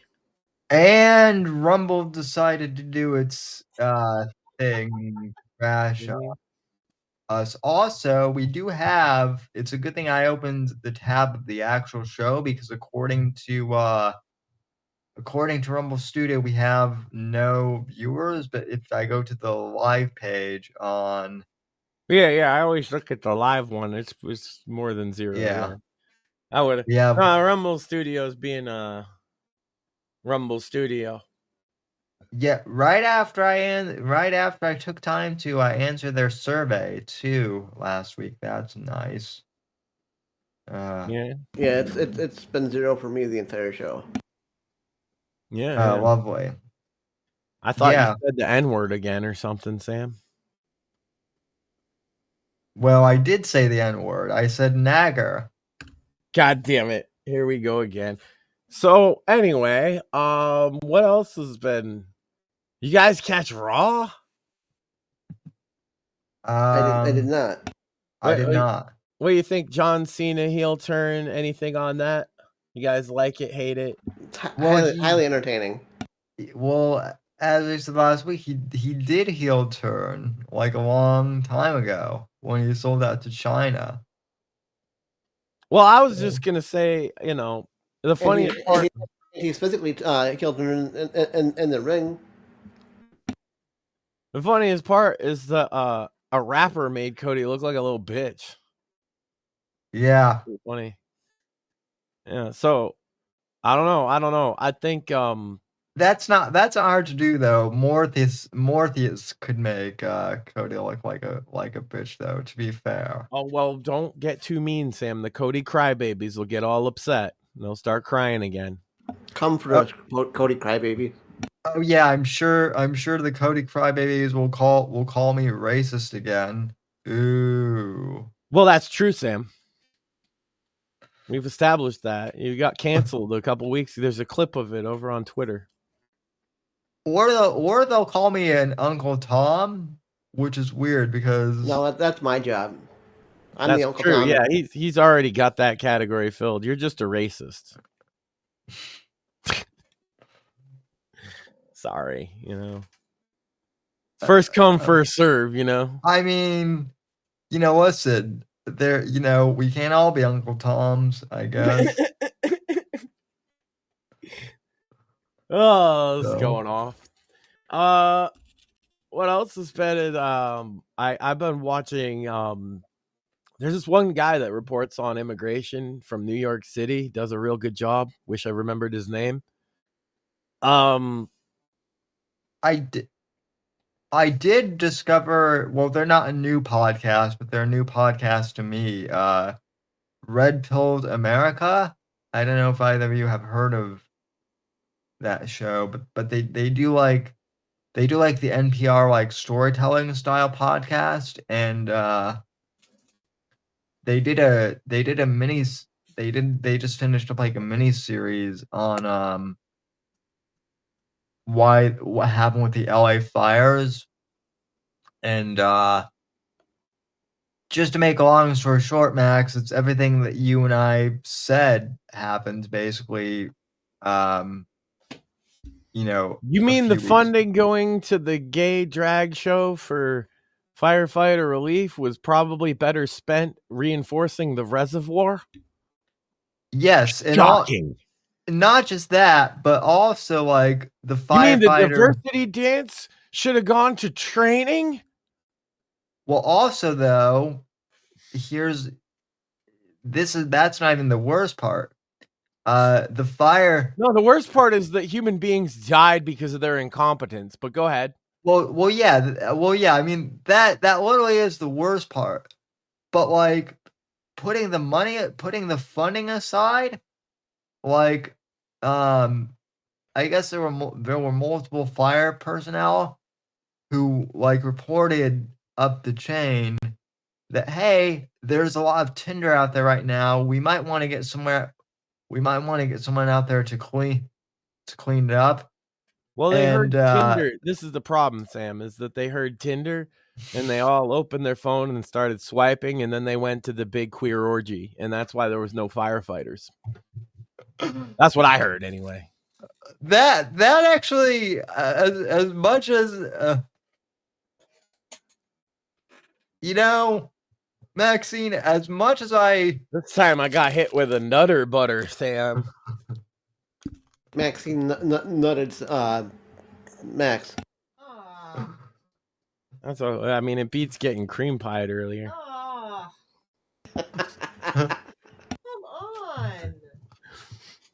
Where are we going, Maxine? Oh, shut up. She got nutter butter all over Max's face. Oh, Sam. I don't know. It's pretty tasty. I approve of that one, Sam.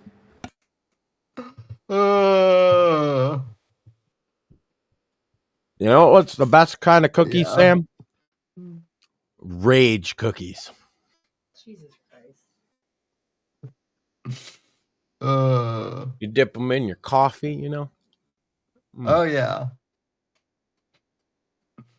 But no, what I was gonna say A is little salty, I'll admit. what I was gonna say is yeah, Max didn't necessarily deserve that nutter butter all over his face because I actually don't doubt that I actually don't doubt that the California fire department was more interested in swiping on Tinder than actually cleaning up the Tinder in the parks and whatnot. So Maybe in their fire uniforms, taking selfies. oh, here's an idea. Just Pro to kind tip, of gentlemen, if you are a firefighter, that might get you laid. well, according well, Rumor I has can it say the this now uniform that he's itself gets passed, people but laid. let's just say my uncle, even after he got divorced, being a firefighter worked to his advantage more than a couple of times. Ladies like firefighters of probably the They most of all the civil servants, even more than cops. they Ladies like the do. guy in uniform. They also like Dalmatians. So Yeah. And gay pornography, Sam. I'm just waiting for whatever's gonna get thrown at me, and it's luckily she wasn't prepared. well, now she's trying to like think of things to. No, she wouldn't do that. Ow. The orange. Naranga, Sam? Naranga? Oh yeah, those things that the unemployed USAID workers can pick now. So Right. Well, we're just swimming in them now. They come and they hit me in the side of the neck. I do want to give you credit though. Apparently you threw a bunch of paintbrushes back at her, and she painted that top 10 board.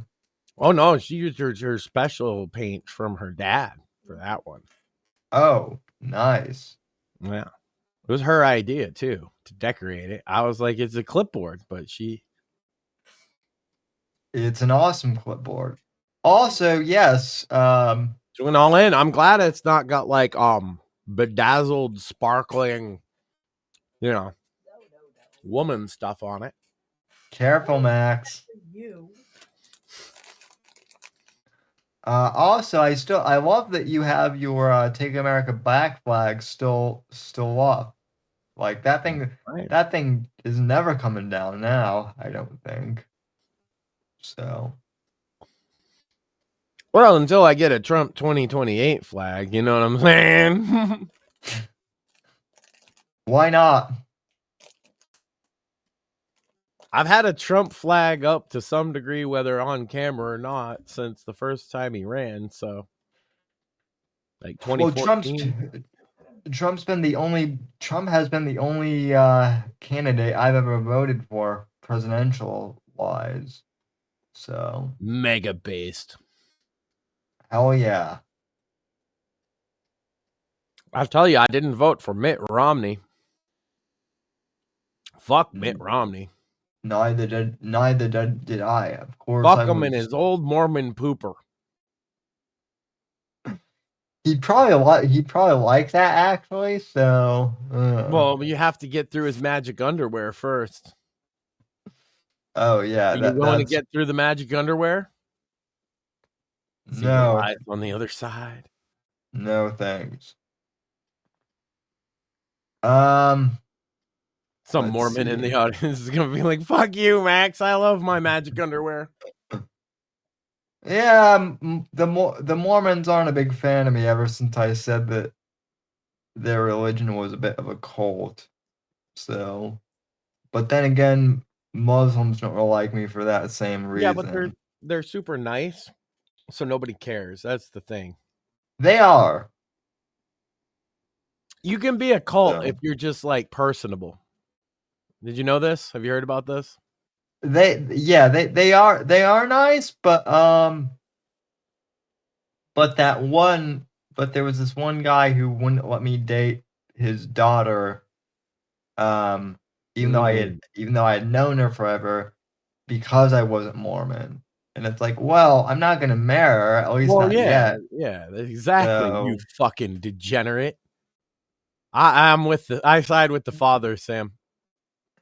You're like, I'm not gonna marry her. I just want to fuck her. Yeah, get out of here, you fucking weirdo. I just want some of that Mormon poon. Yeah. I wasn't even gonna go with that. Right about you. Just to say I've had some.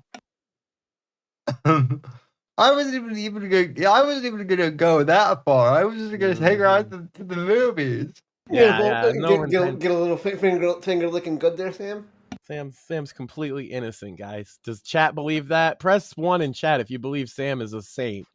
I am. I am entirely a sage. Mm-hmm. And we're both virgins, Sam. Well, I never claimed that. Mm-hmm. Mm-hmm. I'm just waiting for those ones, chat. Oh yeah, Sam had no ill intent with this young woman. He's just gonna politely take her bowling and win a trophy, and then they were gonna watch Christian programming, perhaps. I Maybe wouldn't get go a that. delicious vanilla milkshake. I wouldn't go that far, but I was gonna. Oh, that's way too. Yeah, Sam's too innocent for the milkshake, guys. I was gonna show her Indiana Jones and the Raiders of the Lost Ark. That's good Christian programming. You were Sam and the Raider of the Lost Panties. Sam and the Raider of the Lost Womb. I was gonna say I could raid her arc. So Sam, by the way, and the Raider of the Lost Mormon magic underwear. These flying larangas are delicious, Sam. You should try them sometime. I love the fact that the audience used to complain, I can't stand that Apex eats on stream, and now here you are on camera. By the way, look, when God sends you manna from heaven as delicious as this delectable mandarin orange, you gotta take part. That just comes flying at your head. So it's ordained by the Lord, Sam. There's etiquette when you're eating on mic. Oh, I know this is bits and bones territory, but I did play a crappy game this week that I do not. It's not bad. It's just like repetitive as hell. It's the prequel to Yakuza, I think, that just came out, which is hang on, let me look at my list on my phone. I did hear about the new Yakuza game coming out. Is it the pirate one, Sam? Yes. Mm, Well, that's the one that just came out. Was the pirate one? Yeah. No, it's not that one. Hold on a sec. Let's hold on while he guys, and just wait. That's good radio, Sam. What are we holding on to? Oh, it's like a dragon. The man who erased his name. Yeah. So I love that game. I can understand that it's a tad repetitive and that the combat is turn-based, and I don't think you're much into that. But what I would say, Sam, fuck any other Yakuza game except Yakuza 0. If you get the chance to play that one, if you're gonna like the Yakuza games, that's the one that will make you fall. Oh yeah. Oh, Yakuza 0 is excellent. I have played that one. It's just, Like a Dragon. Like a Dragon is good for what it is, but it's different. No, it's like I said, it's not bad. It's just I think the story is one of the best stories in gaming, though. Like if you play through till the end, each story is very heartwarming. Yeah. And then there's the pirate one that's out now, which looks awesome. I'll probably play that at some point. Because So Yakuza Pirates, I mean, come on. Come on. Next they should do Cowboys. yeah, who would have thought? Also, Doing Cowboys? Well, a lot of people, Sam. That's why gay pornography exists. I mean, look, I'm not looking for Wasn't there a Brokeback. movie about gay cowboys? Yeah, Brokeback Mountain. That's right. Well, it all stems from the gay cowboys eating pudding, Sam. Which is the next thing that you're gonna get thrown at you, most likely. But gay cowboy pudding? Gross. Yes. I was just gonna say pudding, but now you're gonna motivate Maxine. Look, all I'm saying is Hulkamania is running wild coast to coast. Yes, it is. That's right. So also, I'm just trying to see what Sam's response to some of the shit that I say will be sometimes, and that was one of those moments. I was just waiting because he's just like, okay, I gotta move on from that. That makes no sense. All right, let's go. well, no, I was. If we want to talk Hulk real quick, I saw that he. I'm always down for talking about the Hulkster, brother. The Hulkster. Don't work yourself into a shoot. You might shoot your work into a fake shoot with your work. Kiss, brother.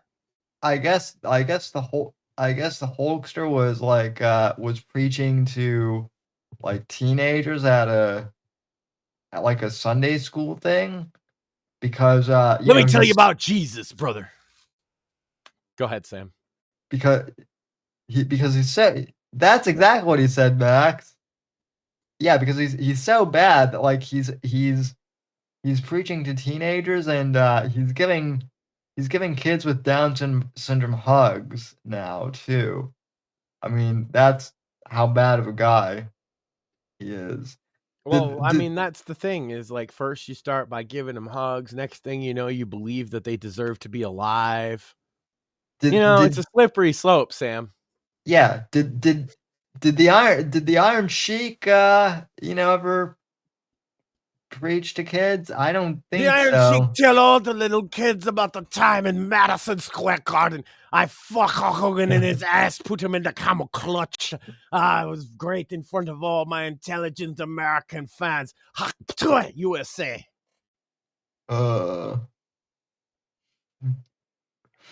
Yeah. I mean, Hulk really did become the hero.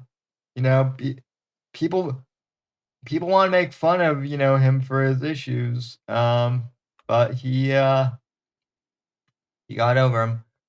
You know who else had issues with drug addiction is Rush Limbaugh. I actually found a clip today where he was talking about his drug addiction and how he got over it. So he liked them oxys, right? I'm pretty sure it was oxy. Yeah. Which is rough, man.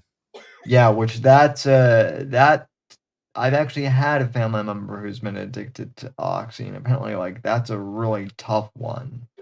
I've known lots of people addicted to painkillers, that among them, and man, some of them aren't with us anymore, It's a really rough thing, so. Yeah, I've never been addicted to painkillers, but like in all seriousness, that's been one of the reasons like when I've had surgeries, I've always been afraid to take painkillers because of your rampant PCP addiction. You figure it wouldn't help. I mean, no, like that's a normal thing. I certainly like when I've had teeth pulled and stuff, we'll tell them I prefer, do you have something like Tylenol or non-narcotic that I could take? Yeah. They upset my stomach to boot usually. So like I'll prefer not to take them. Well, I'm afraid that I would become like a like a painkiller addict, just because I know people. It's like a fair that. assumption. Look, like if I mentioned people that I know that have died. A family friend of ours, she's actually like a church friend growing up. She was almost a second mother to my wife. Died because she got into a car accident. She was like a complete anti. She wouldn't do drugs. She might have drank like occasionally, but even that was iffy, right? But she gets in this accident. They get her on the oxys. It was when they first started prescribing them a lot, so people weren't aware. And she couldn't kick that, man. She couldn't kick it from that moment forward.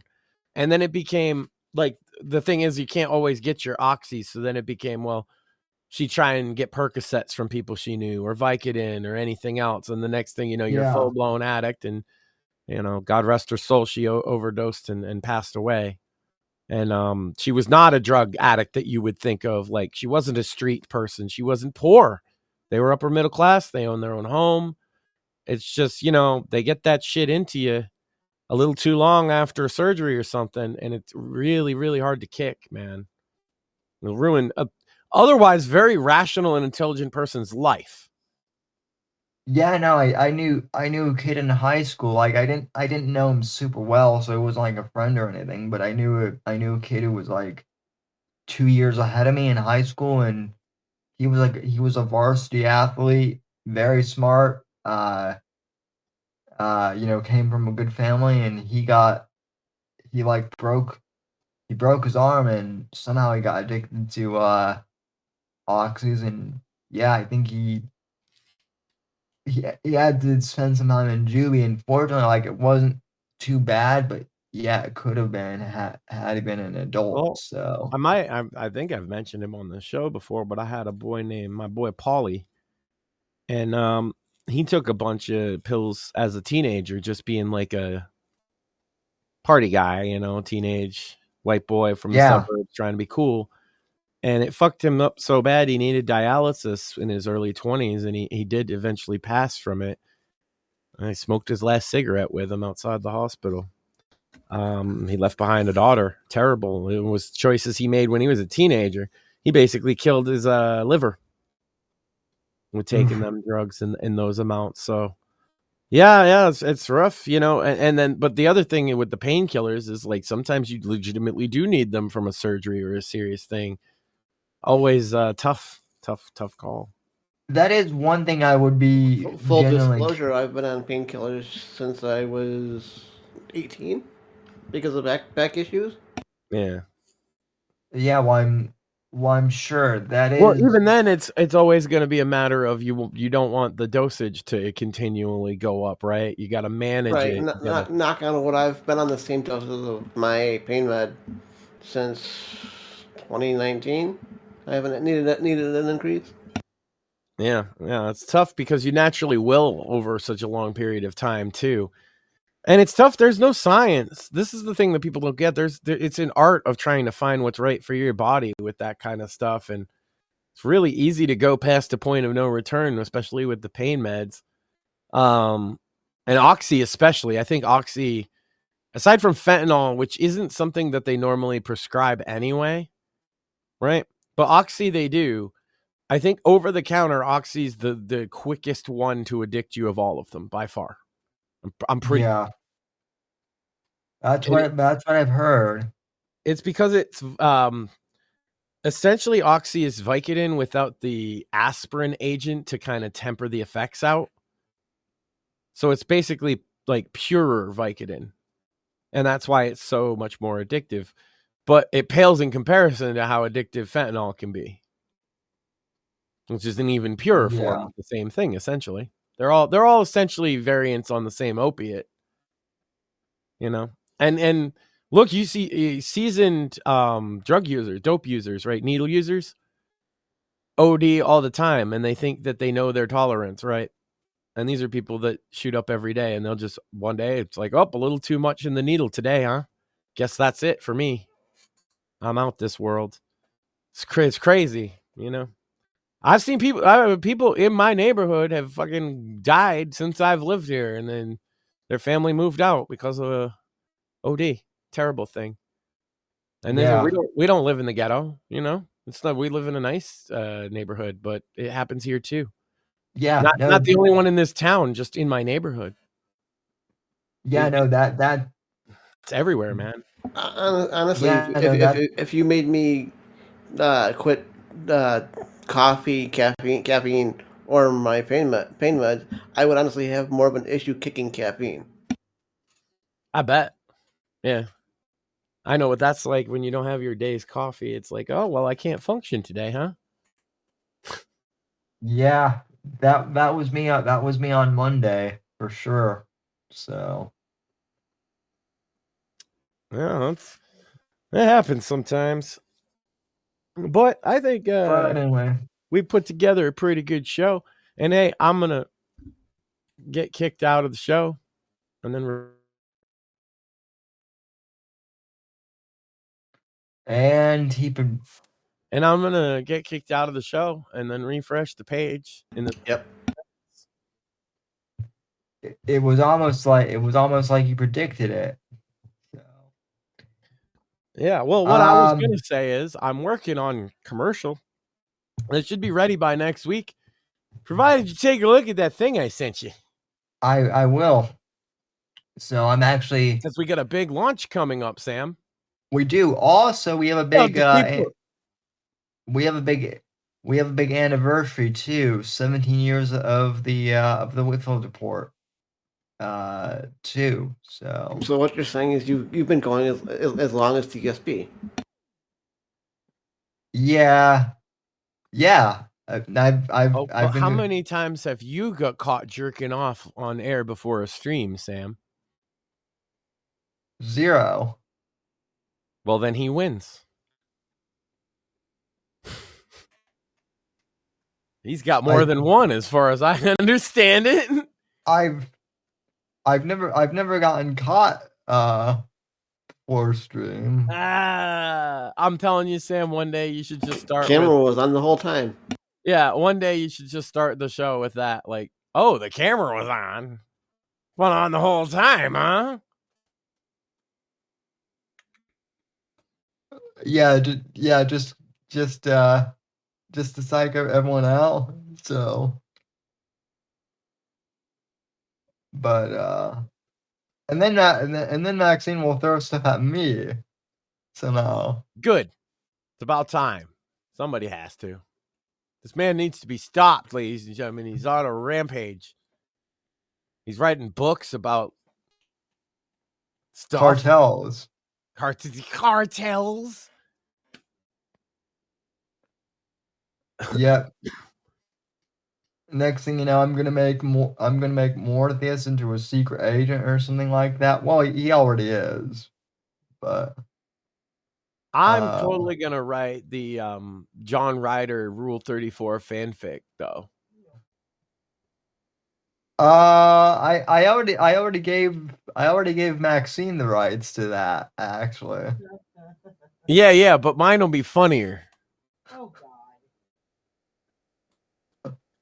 He's the spy that fucks literally everybody completely indiscriminately.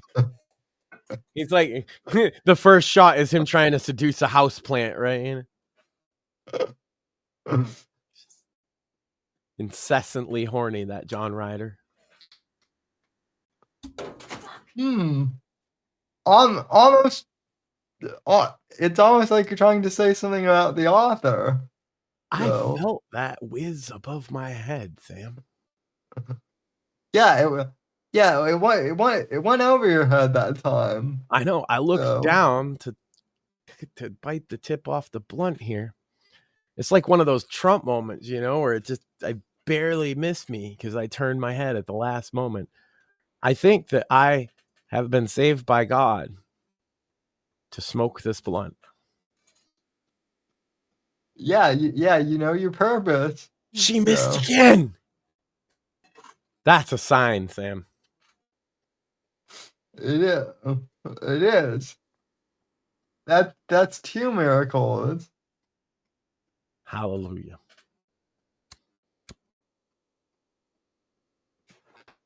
She's like gathering stuff. I missed 2, but it hit my mic. Yeah. Ow! Yeah, the audience heard that one. That didn't miss. I got hit. Well, Yeah, I got missed by a bag. No, you didn't. yeah. Now Yeah, I didn't. Ass. I heard that. So what else?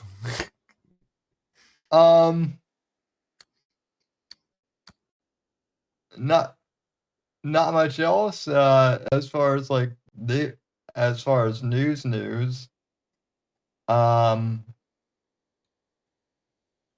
I guess Mortheous has been like. I guess PPP wants to fight DSP now. So it's like one fat fuck wants to fight another fat fuck. Pretty much. My money's on DSP.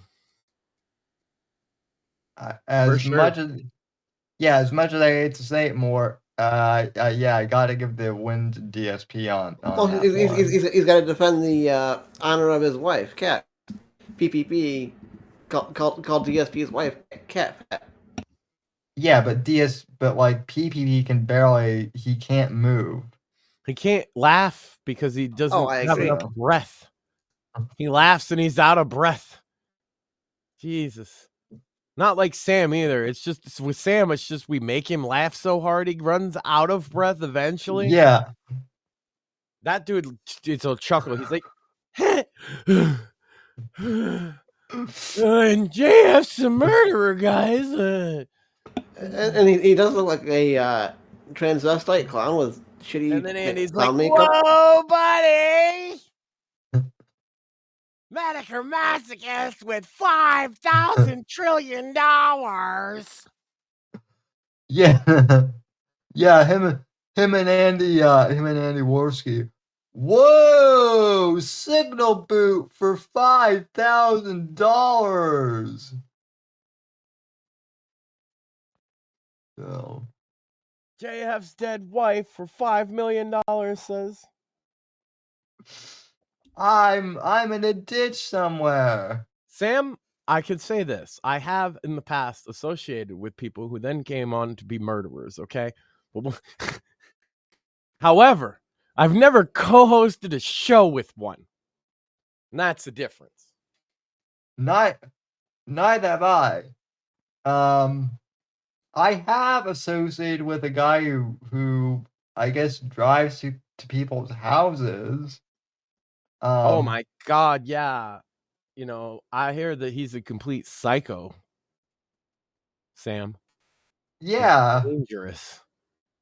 He showed us that I heard he showed us that one sign, the neon sign he had, and I have it on good authority that that's actually like high explosive grade material. Yeah, well I'm now being told that like I deserved Mersh, bullying me because I associated with Ellen. But Okay. it all worked out, right? Because so like it all worked out with you after that. it all worked out though, because I dunked on Mersh and then went on a tour of the internet. So Yeah, you just waggled your dick in his face and Good Lord. he would have liked that too much. More like I just called him retarded and he spurred out. We just haven't had enough dick waggling jokes tonight. We were on a roll, so I want to keep it. Well, Hunter Biden We not. We were on a roll like a helicopter, Sam, and I just want to keep it spinning. Oh my God! You want me to give you something else? Maxine, I think you know the answer. I think you know the answer to that. Where's my silly glasses? Hold on. So smoke weed every day. Okay. dick waggling. What else, Sam? There's other things besides dick waggling. Jeez, is that all you ever think about? I'm not the one who thinks of that. I'm not the one who thinks of that, sir. Oh. So, is Mortheous still alive? Well, I, he's always sentient. yeah, but right now, Mortheous is retweeting about like Kathy Kelly. So, Okay. yeah. And What's he and that retweet completely lagged me for a second. Are you simping for Kathy Kelly again? Yes, all day. Okay, fair enough. But she's not even a good interviewer. That's not why I like her. Fair enough. Because she's not a good interviewer. No, he likes her because he finds she's a her be- to be attractive. Get with the program, Sam. She's a beautiful woman, Sam. Well, yeah. Yes, Well, Sam. yeah. Well, yes, I know that. But I mean, she's not the. She's not the Sam? Sorry, she's not we were the, just she's not the worst interviewer. She's Who not is? Rachel. That would be a Michael Cole. Michael Cole is the worst everything. I'm constantly yelling during Raw for Michael Cole to shut up, and only Maxine hears me. Very true. Just he'll say something, and I'm just like, shut the fuck up, Michael Cole. He makes the whole experience less enjoyable. I mean, Kathy Kelly is a better interviewer than Aaron Andrews, who was the NFL anchor. So, Hey, you But know what that- was funny? I saw this. I noticed this. Did you guys pick this up? Raw this week showed tons and tons of celebrities in the crowd, and not one of them said wrestling was fake. It's almost like they were dunking on somebody. Good. yeah. I wonder who that could be. What program would throw a pay-per-view and have a celebrity say wrestling is fake? I don't know. That seems so low class, you know? AEW. Oh, right. They did do that this week. And then Raw literally the next night had like 8 trillion celebrities and showed you how you can just show them on camera and say the thing they're in, and they're happy as shit because they don't have to say nothing. And also Yeah. way more popular than whatever that dumb broad in that C-list movie is.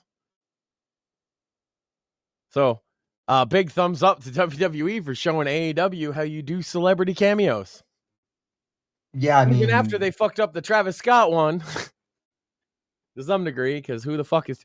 Dude, I am in the target demo who should like Travis Scott, and I still never heard a song by this motherfucker.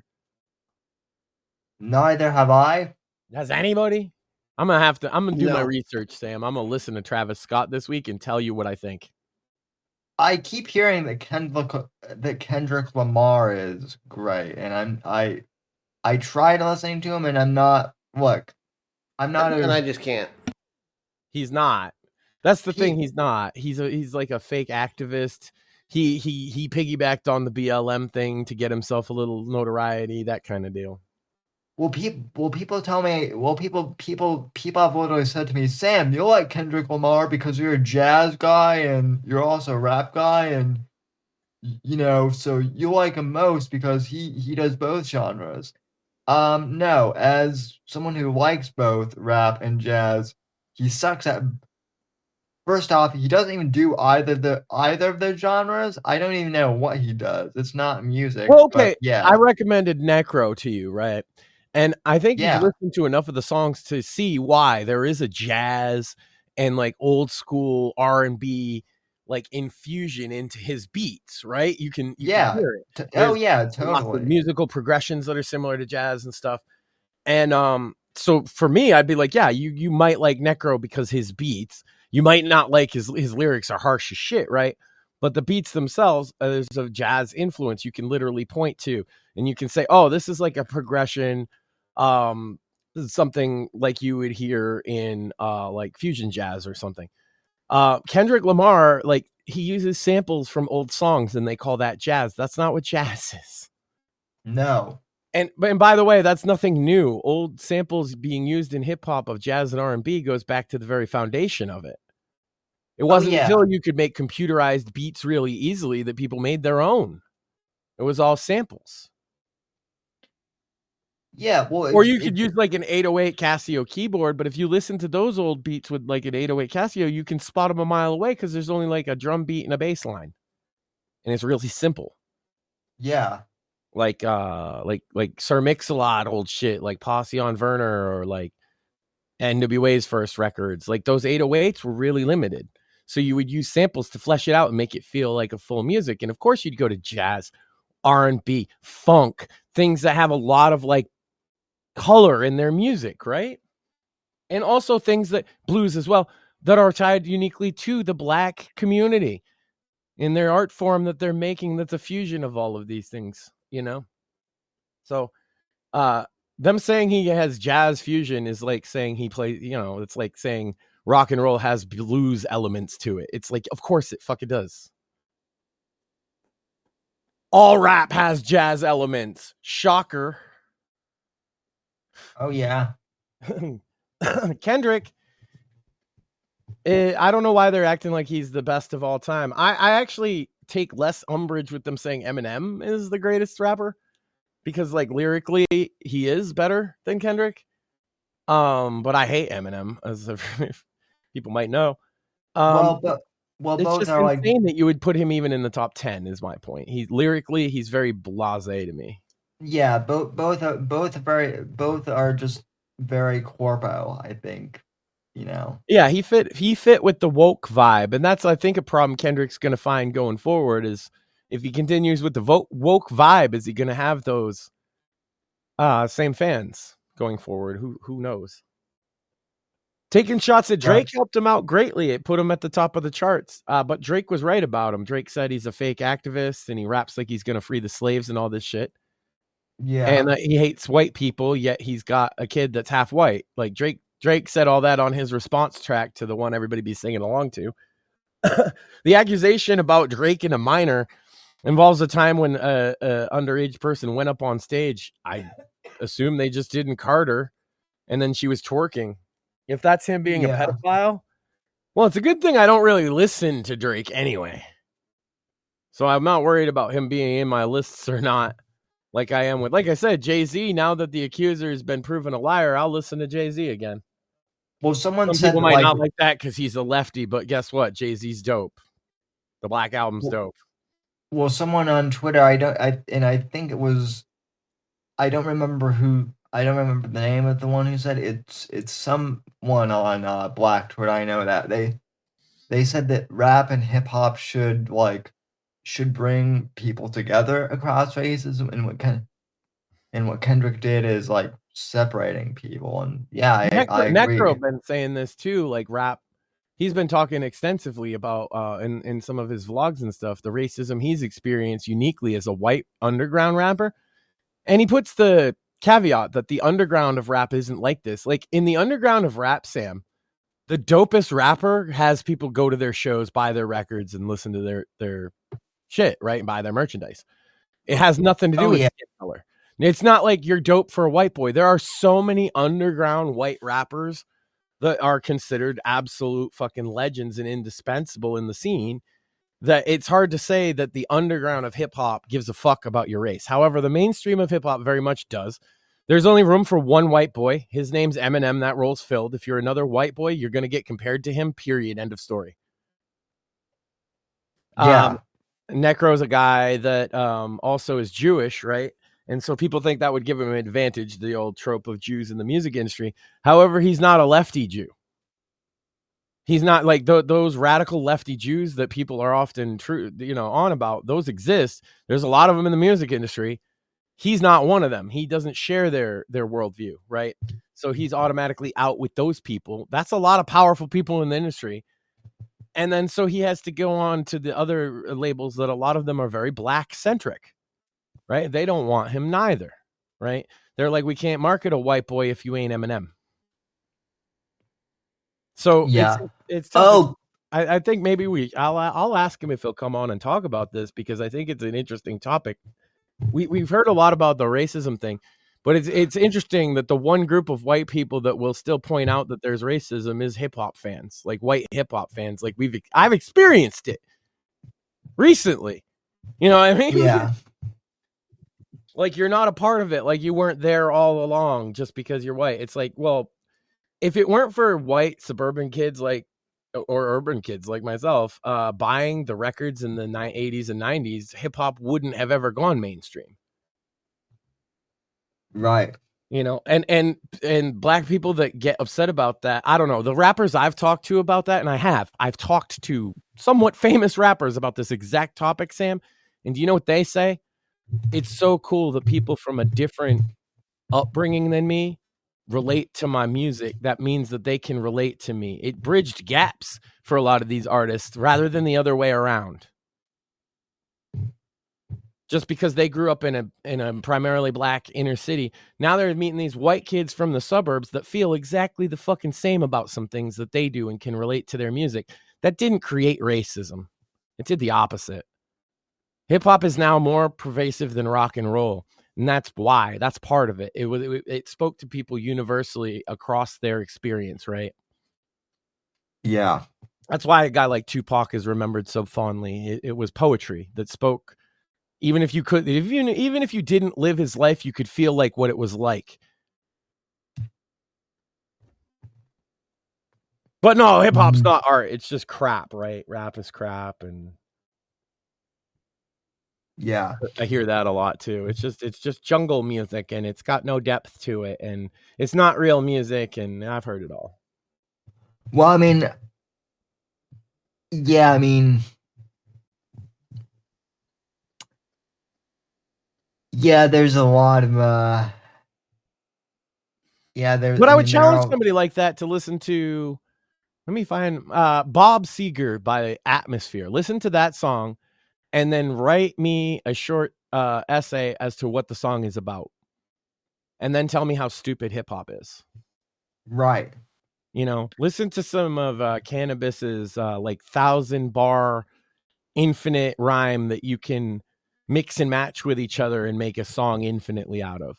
Listen to some of that and tell me how stupid hip hop is and how it's not an art form.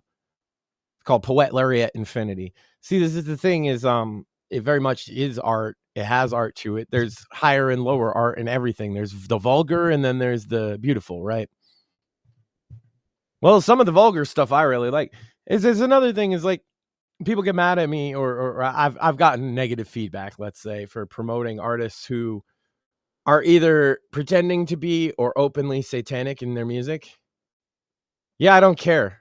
I like the music. If you have a problem with that, get fucked. Don't listen to it.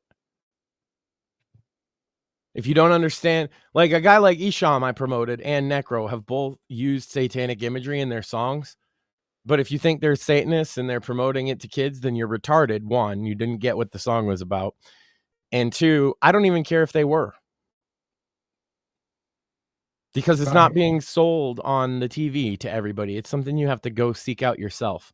And I'd say the same with like Sictanic might be a different case because, yeah, Sictanic actually is a Satanist. He's also a friend of the show and a good person. And I like his music. And if you can't see past that one thing, that's fine. I appreciate that. I like art that's out there. I like somebody that has something to say. He has something to say. You might not like it, but it's something to say. Agreed. Do either of you gentlemen know who this Ian Carroll guy is? Sounds familiar, but why? I don't know much about him, but people keep saying that he was like on Joe Rogan last week, and apparently like he called Israel on their shenanigans or something like that. Like it seems like the Groypers want to like embrace him, but he's like not. he's not like exactly in it. I don't know. How long are we still gonna have groypers now with the U.S. aid getting caught? You think it'll last a year or? I mean, I would 6 give to it 9 6 months. months, maybe. I was thinking, I've been thinking, Sam, about writing something, so I'm creating kind of a setting. And one of the things I thought of that might be funny, it's like a near post-apocalyptic setting of some kind, right, in America. And so I thought that would give you like kind of like Fallout, an unrestricted way to play with like ideas and stuff. And one of the ideas I thought would be hilarious is to have like a town of groypers and a town of Nation of Islam like right next to each other. And it would be even funnier because there's plenty of space and resources for both of them to settle a little farther away, but they chose to settle right next to each other and argue all the time. Yeah. Yeah, and they're just in a constant, never-ending shouting match until the protagonist shows up, and then whatever. Like, yeah, I just like there's so many little ideas like that because people are so silly now that they'd make a great fodder for like, what if that survived into the future unrestricted and you had a town of groypers? And then I was like, well, who? The other town either had to be Nation of Islam or the Black Hebrew Israelites. I think Black Hebrew Israelites might be funnier. But I kind of would like if there's a town of Black Hebrew Israelites in the post-apocalyptic wasteland, I think it would be funniest that it's basically a utopia. Yeah, well, I feel like the Black Hebrew Israelites would at least like have a good chance of surviving versus versus the groypers. So that's because they be doing the commandments, Sam. Also, I literally had I was wondering yesterday if Dylan Mulvaney would. I was wondering yesterday if Dylan Mulvaney would get defunded because of U.S. aid, and apparently he's going on CNN now. Oh, that sucks. So he's only gonna have half. He's gonna have one titty. That's awful. Yeah. Look, man, that's better than most men. Most men don't ever have one titty that they can fondle. He's still playing dress up though, so. I wonder if they let you like put the titties on layaway, because it would suck if you could only afford one, right? Well, they used to, but I mean now with that getting, now with Medicaid funding, getting cut for that sort of thing, probably not. Oh yeah, plus the inflation, like titty inflation. Yeah. Yeah, I forgot about titty inflation, Sam. My bad. Happens a lot, I guess. So. Yeah. Well, like I said, I can never forget about dick waggling, Sam. I don't think anybody can, really. And if they can, then you're not doing it enough, and you have to helicopter it a little better. Just make sure it burns that image in their brain, And while you do it, you go woo woo woo woo. And now I know why Maxine throws stuff at you. I have no idea why. So keep that image in your head, gents. We got anything else tonight, Sam? Want to end on the image of the waggling penis? I'd like to think that we have more stuff, but I can't think of it. I will say this: we have. I think now we have like a dick waggle. I think we have like 154 subscribers now on Rumble. So, thanks everyone for that. We are streaming also on Odyssey 2. We've been streaming on Odyssey, so you can follow us on Odyssey at the Whitfield Report. We only have 24 subs on there now, but How many you know, Dom? obviously any support on Odyssey is appreciated as well, and that's also where all the old shows are archived as well. Oh You know, God. from the YouTube days. Luckily, there's not as much of me on the YouTube ones. That's true, but you can go back and listen to you know, you can go back and listen to the John Faulkner episode. Oh yeah, that's right. Because you don't take them down. People ask you to take shit down. Isn't that so fucking dumb of people? Yeah. What Nobody in what's particular, and no reason in particular. I say that, Sam. I'm just saying. Imagine somebody telling you to take down an old episode for some reason. That would be pretty dumb.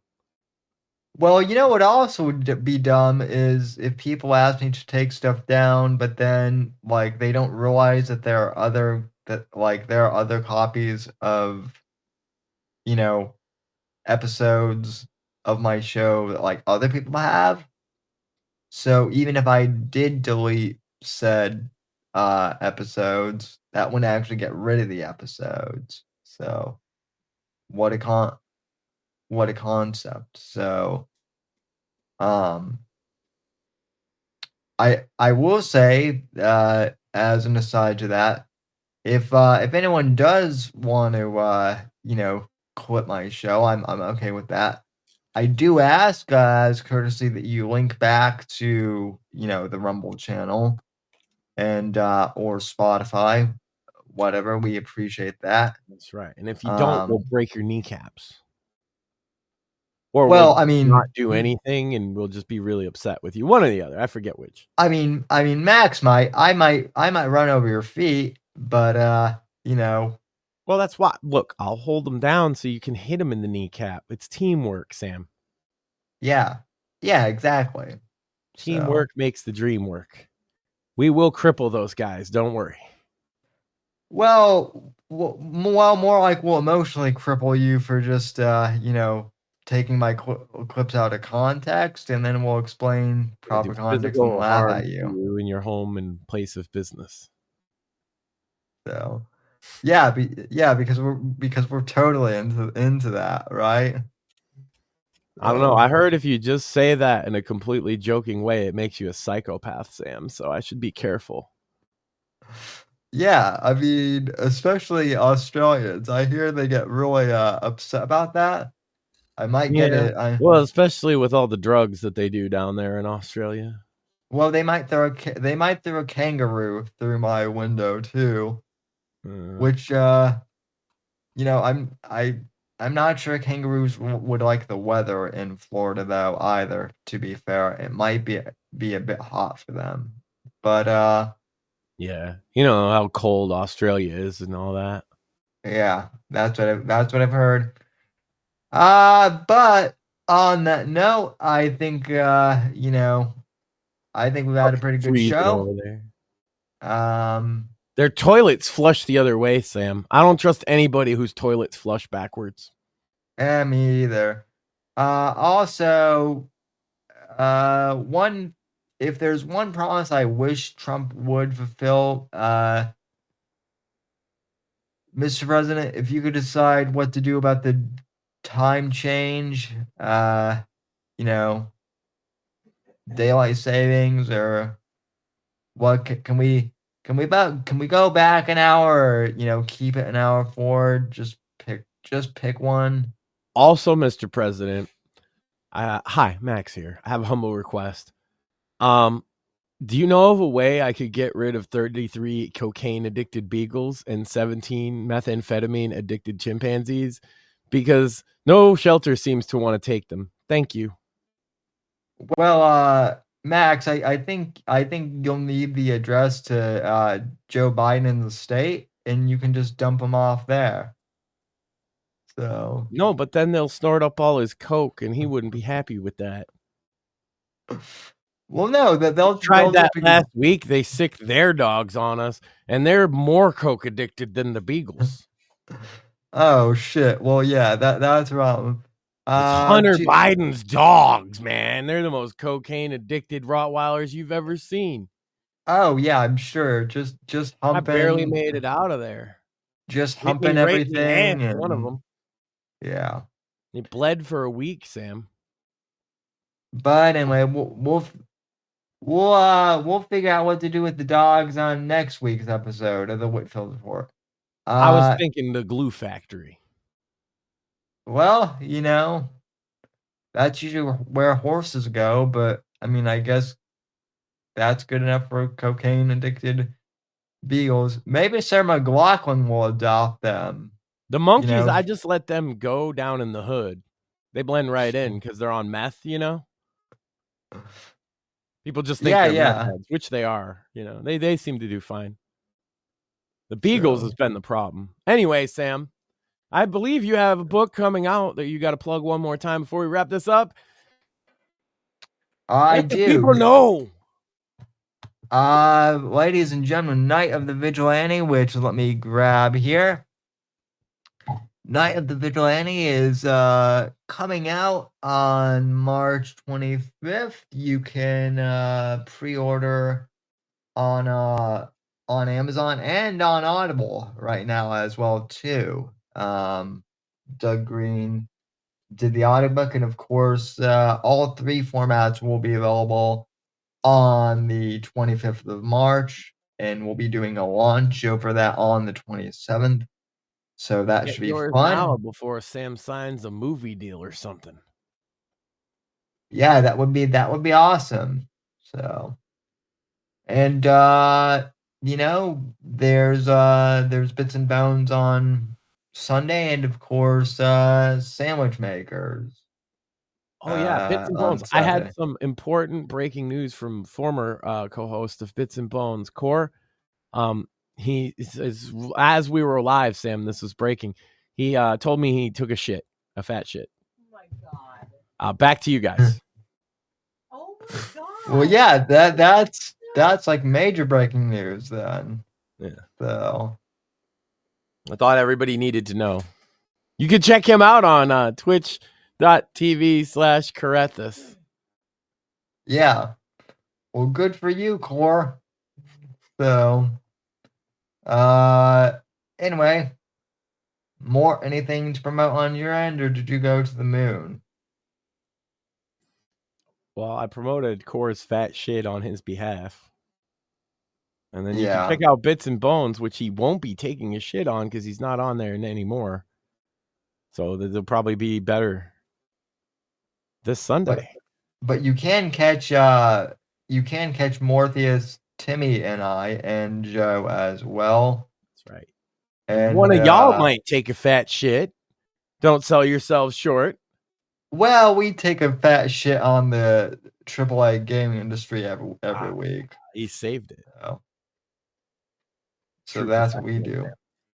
And then the Sandwich Makers, they're too classic for any of that, you know, for that degenerate toilet talk. But yeah, it was perfectly just wonderfully polite this past week. What are you doing this week? No idea. Check out more. It'll be something entertaining. It'll be something entertaining. She'll probably be bowling Liv Morgan more. Oh, come on. I'm not that bad. Yeah. The only one she's really that bad with is Nia Jax. That's true. And Melanie Mack. Oh, come on. You had to mention her. Well, she kind of deserved it, though. Which one? You know which one. Both. True. She who must not be named. Oh, Tranny Voldemort? Oh, God. And that'll do it, folks. Thank you for tuning in, and we will talk to you down the line. The right to offend is not some pesky little part of freedom of speech that we have to put up with.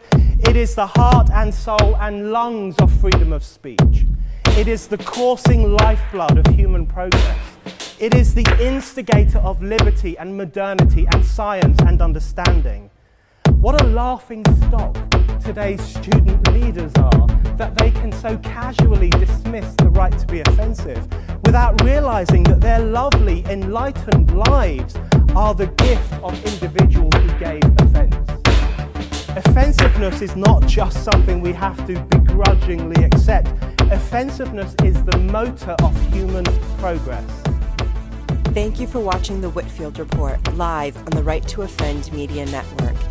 Make sure to check out Sam's books on Amazon, Audible, and Kindle.